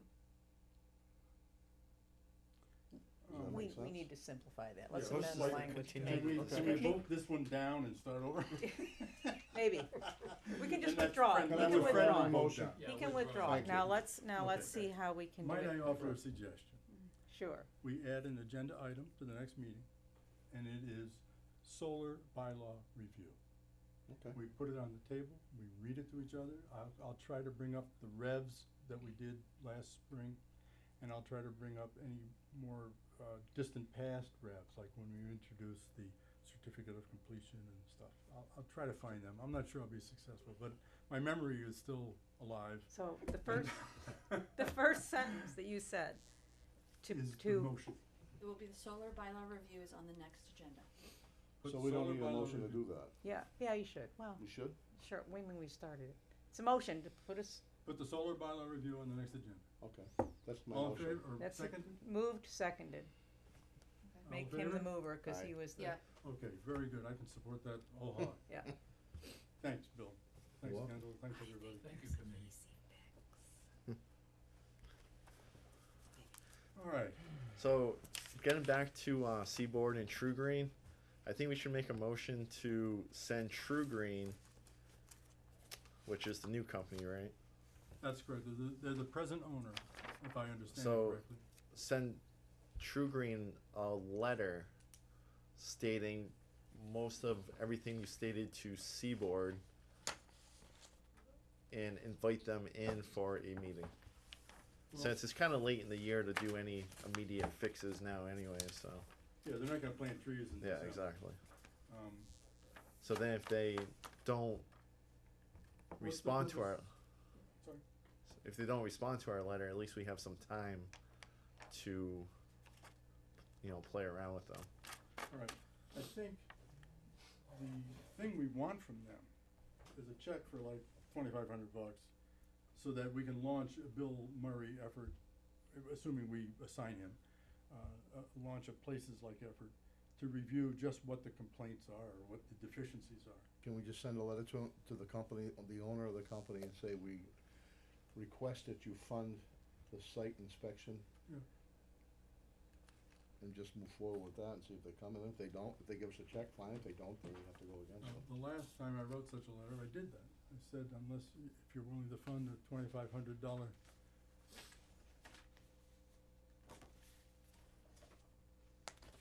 And by the way, I did this without coming back to the planning board. I But- just wrote the letter. But it's different. Here we go. It would be most helpful if you or your representative could either attend the next scheduled planning board, parentheses, will inform you, or authorize the planning board in writing to spend up to $2,000 reviewing the situation and determining any unresolved concerns.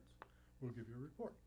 So what I was trying to do was say, give me a $2,000 check, it's cheaper than you coming to a meeting. He's gonna Right. come in with his engineer, and they're gonna have drawings and lawyer, Oh, I see. It's either come in and we're gonna yak at you, or just send us a check and we'll get the work done and then give you a report of deficiencies. So I would do the same letter, and you have to ask yourself whether you want me to come back to the planning board with this letter, or if I just send it like I did the last time. Well, I think this time, just like the previous letter you sent to Seaboard, we're all in agreement to the subject matter. So I think in this case, I would have no problem personally with you just sending the letter. Just send the letter out to get them Well, on it. that's a little bit of an editorial. I might say that I thought we were all in agreement the last time, because I listed the laws and I said, is there anything else? And I never got any answer. So let's put that aside. I would be glad, well, it's another task for me, but I would be glad to write this letter, change the address to New the other owner. guy, get it off, if that's okay. Sounds good. Can I have a motion to that I make effect, the so I motion don't get a that- whole bunch of grief later? I make a motion that Tom utilizes the base plate he has there, of that letter to send to the new owner of the solar farm on Williamsville Road that we're talking about, to request the funding to send the company out to To inspect. do the investigation. Thank you. I'll second that.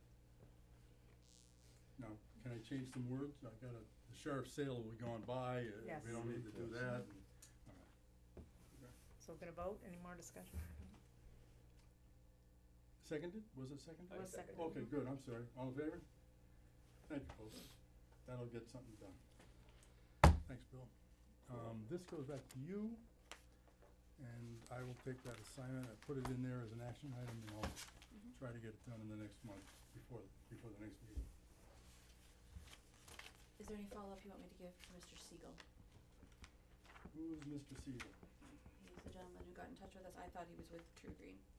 On behalf of TGC Hubbardson LLC and our solar project at 91 Williamsville Road. It's the Okay. email I gave all of you. No, what I will do is, write this letter to him. Wait, that's not the guy with the 15-foot, No, this is the one that, I sent out to all of you regarding, Noah Siegel got in touch with us regarding trying to process and move to the end of this project. He didn't know what you guys wanted him to do with it, and he was willing to come before the board to, so I don't know if you wanna send him a letter or just have him come in front of the board. No, I'll talk to him on the phone, but, I believe TGC is True Green. That's what I thought. And I'll confirm that before I send it, but when I do send it, I'm likely to send it to him Okay, and, say, sorry, we'll investigate this certificate of completion thing, but in the meantime, send us a check so we can get some work done. So you sent it, I have it right here. I'm sorry? I have a copy of it right here that you Okay, sent yeah. out. That was, sent to the board, I believe, on November 1st. 6 days ago.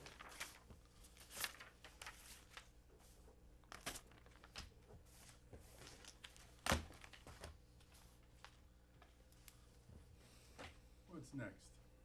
Website.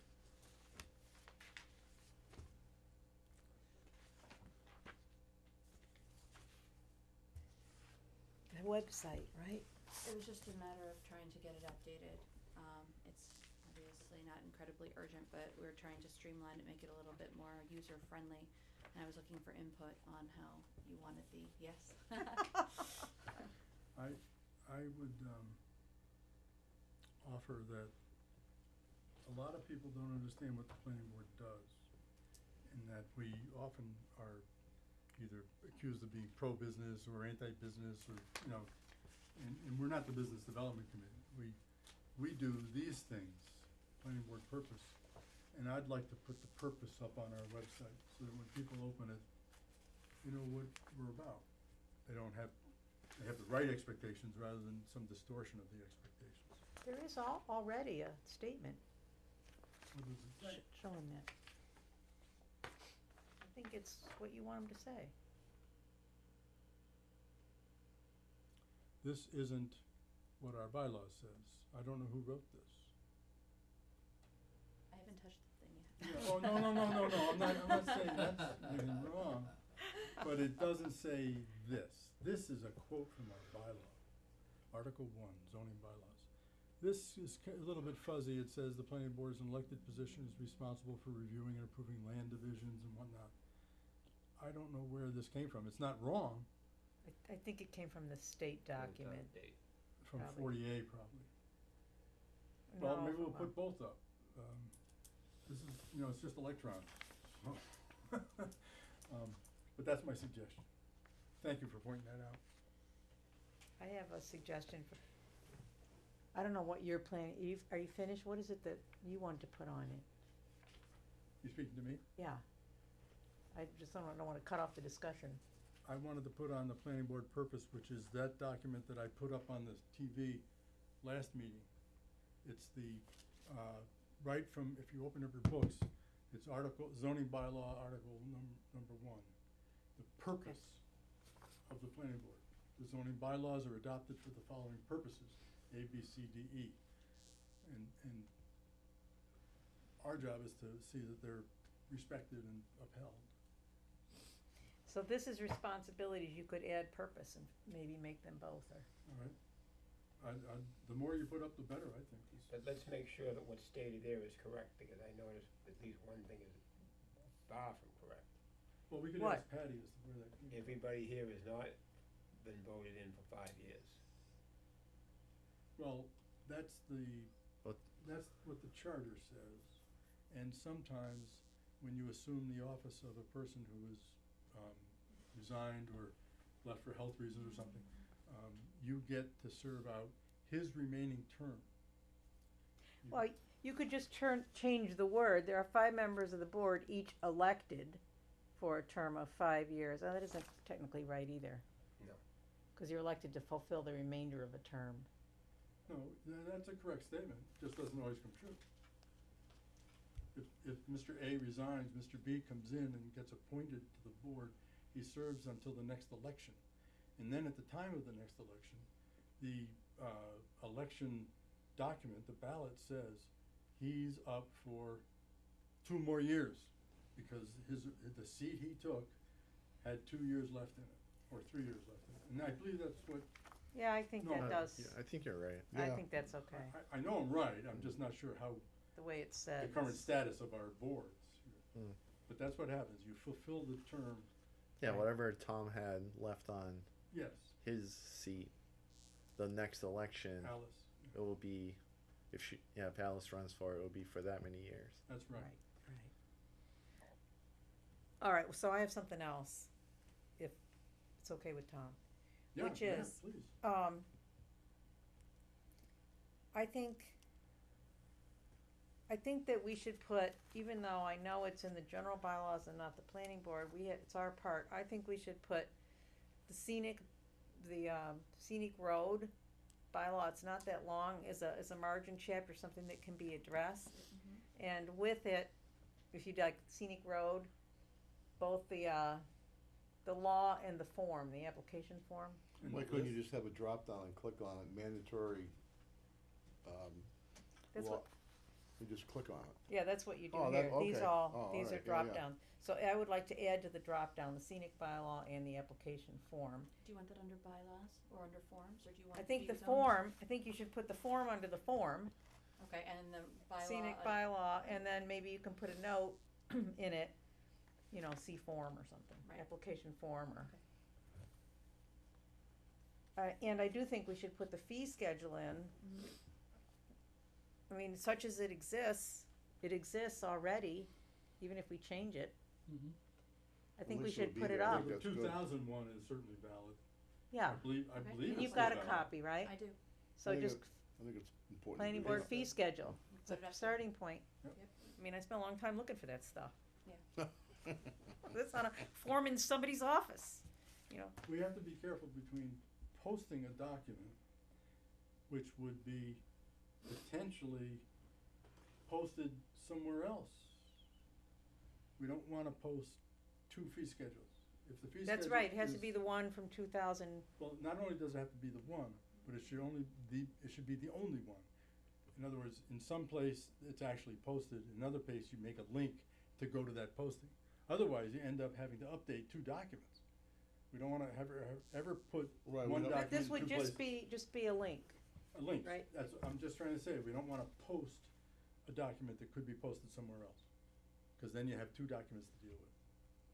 Bad. You always wanna just have one, any document goes in one place and then everything else links to it.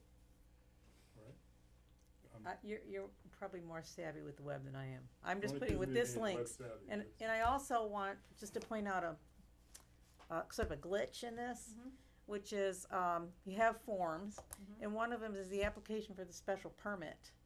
And you cannot actually click and view that. The only way you can get it is to download it, and open up your download, and all the others work, but that doesn't, so if that's a glitch, you could fix. We have a TI guy, if we made a short list of things we need done. If I can't do it, I'll put it on that list. Well, Patty's really good at it too.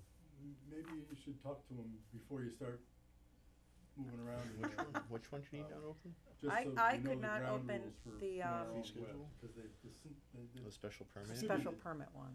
I'm Special open on permit. my Application phone. form? It does? Mm. Was it the special permit? I think it was this, maybe it was, what are the other ones on there? Anyway, next one's the master plan. Alice, what happens is these are PDF forms, and they automatically are downloadable. Yes, but one, you could click on them and see it. All the others, you could just see it on your screen. And that one you had to download in order to see. But he's saying he doesn't have to do it on his phone, so Yeah, I just clicked on all maybe of them. Christina can just. I can double check. Let's just check it. It's a- And the other thing that I think would be helpful is on the bottom of this list, you have zoning and then zoning bylaws, right? I noticed there was a lot of duplication. And, right, the zoning is the zoning bylaws. Have you and- clicked on them and determined that? Yeah, I did. But is he's clicking on something and not having the same problem, so. Well, let's just let Christine Look at it. go through it. Click on them. But this one, with the zoning, one includes the map. Mhm. And so what I think would be a good heading here would be your zoning bylaws, Mhm. and then a separate download for the zoning map. Okay. That's fine. Yeah, Cause that'd be otherwise nice, you, yeah. it just isn't good directions, it's there, but you wouldn't know to look there. Well, if you My- get rid of zoning, I'm on the website right now. So if you get rid of zoning bylaws on that front page, you just click on zoning. It says zoning map and zoning bylaws on two separate Mhm. clickable things. Okay. So if you just click on zoning, just have everything zoning there. Behind that. There you go. So then it's organized already. Or just make two headings, one zoning bylaws and one zoning map. You could, I don't know much about planning, but Can I make a suggestion? I know Christina's only been with us a month, but every time I've interacted with her here, I've met with her every week, and every time I've interacted, she really gets it. So I'd like to just let Christine go through the website. What she can correct, right then, she corrects and she tells us she's corrected it. If she has a question, she brings it to the next meeting. We put the website up on the TV screen, and you take us through some of the issues that are still outstanding, and we make a decision and move. Can we live that way? Sounds good to me. Okay. We will not be disappointed. Christine I is will good. definitely I'm get sure. fee schedule up. She's very good. And I will fix that out-of-date link for the master plan, I do have that on there too. The one that says, contact Vin Ritchie, who would you like me to have him contact? Well, I'm the chair, so Okay, Me? okay. I don't know, yeah. What was the contact for? It was, if you're interested in helping to write the master plan chapters, please Oh. contact. Put us both down. Give them no reason to not reach us. Okay.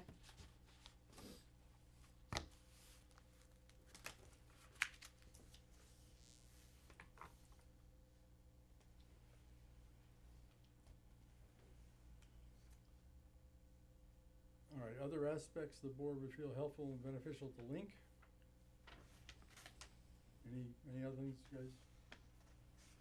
Oh, I know, it was I think there were archival files. And, I'd like to see that in the old days, prior to this website being changed approximately last May or April, there was everything up there. And I've been assured that everything that was up there in the old days is now on the new place. Mhm. I'd like confirmation of that. Okay. Not only is it there, but it's accessible. We Okay. shouldn't have to do 3 or 4 clicks just to get the one document. Okay. Okay, board organization, Craig Wassano, information review. I think the last time you were here, if I read the meeting minutes, read the meeting minutes properly, I asked you to bring in some substantiating documents that would, substantiate some of your claims. One claim was that one I remember was that the chair has to take some kind of a special chair oath. And I could not find any reference to that. And then the chair, when he Needs to ascends take a to, special chair vote. when a vice chair takes the place of a, existing chair who, for some reason resigns or retires or something, that is not valid. There's something wrong about doing that, and I don't agree with that either, but I'd like to know what you have for substantiation of those things. Tom, it's late. I'm making a motion to table that until our next meeting. Well, I would be glad to accept an email, but if that's what you want, it would have to be seconded. I'll second that. Okay. Get a vote? Aye. All in favor? Is it so late that we'd entertain a, motion to adjourn? 10:30. Well, we have, two more items. Okay, next item is associate member update. We covered quite a bit of that ground earlier. I don't know what I could add to that discussion, we're on for now. We have the information before the, lawyer, KP Law's attorney Murray. I would rather have had it before Attorney Doneski, but I guess I don't get a choice. Anybody have any comments on the path we're on beyond what we talked about for an hour earlier? I think it's going in the right direction, at least we're gonna get a review of it. So, Okay, it'll give us somewhere to go. okay, so we're up to adjourn unless anybody has some comments. I just have one, excuse me, I just have one. You'll notice that the agenda included all the attachments and all the comments and all that stuff. I'm working really hard to communicate the documents that both we as a board, but also the general public sees on the agenda. And they get to see what the letter from Seaboard was, and they get to see these various documents. And we're gonna do that from now on unless somebody has a big grief with it. I think it's a good policy. Okay, that was, I stole that idea, but I'm using it. Yeah. Anything else? We I get a got- motion? Yeah, Oh, just, I'm sorry, Ed, I forgot to come back to you.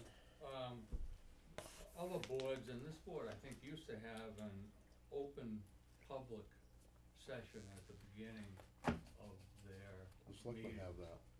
And it just gives, the public an opportunity to come in if they so need to. It doesn't take a lot of time, but it's something that, other boards have, and I thought it was always a nice touch to have for someone from the public who wished to come in. I think the select board have it because it's prescribed in the charter. And, to my knowledge, they're the only board that has it. Is that right? And that's okay, but like this time, we had a 1 hour open session. There's no intention to. Should we have that though? Would that be a good thing to have?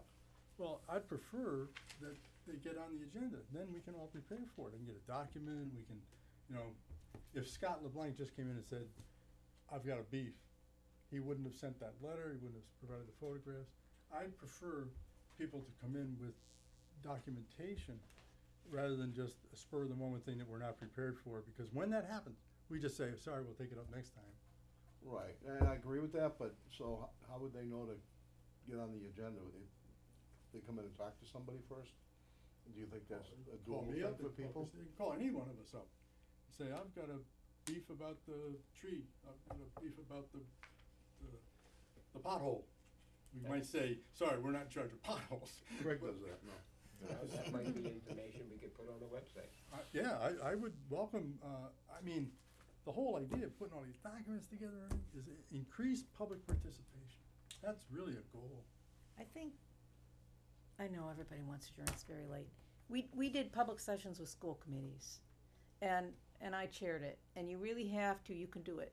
You have to say to people, and it's nice because people can come and then they'll go, and they know they're not gonna get reached again. They've had their 5 minutes, to say their piece, but you've gotta limit it to, like you say, you can you recognize them and say, you've got 2 minutes, and the public session ends in the first 10 minutes, so it Do never you goes have to over. act on their things, or No. I get you choose to, or just No, let they them just speak? speak, you don't respond, and you have to tell them, you have to set the rules out, that they can't malign anybody's character, that they have to address the chair, and that the chair will not, it will be taken under advisement and not answered. It's a listening session. Well, that's good.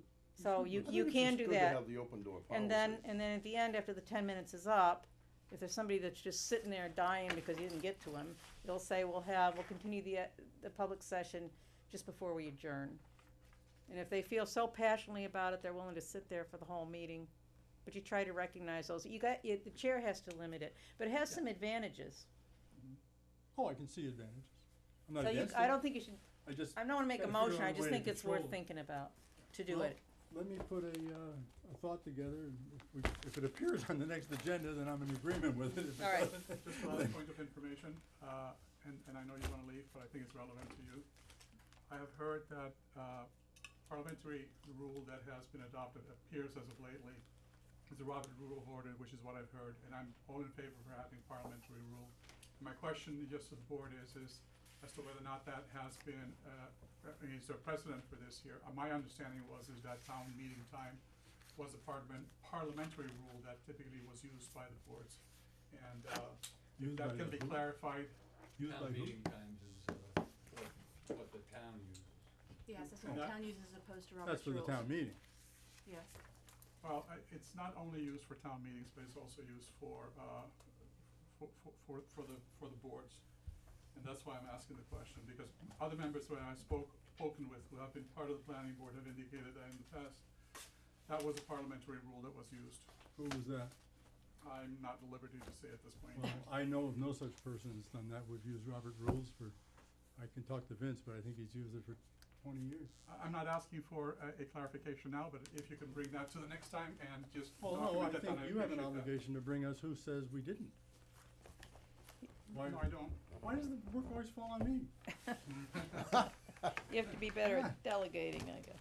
Well, then, delegate it to Francois. But if you don't, I'll let you know right now that I'm gonna go back with Robert's rules. I introduce it at every meeting, and there's no town bylaw that says anything else. Motion to adjourn. Thank you, Craig, good job on the cutting down the trees and all that work you did. Second, I've all heard in nothing but favor? good things about you and your Aye. Good night. All in favor? Can I- You got the time down there? Right. Chris? Yeah, we Motion have to enough. adjourn. Good.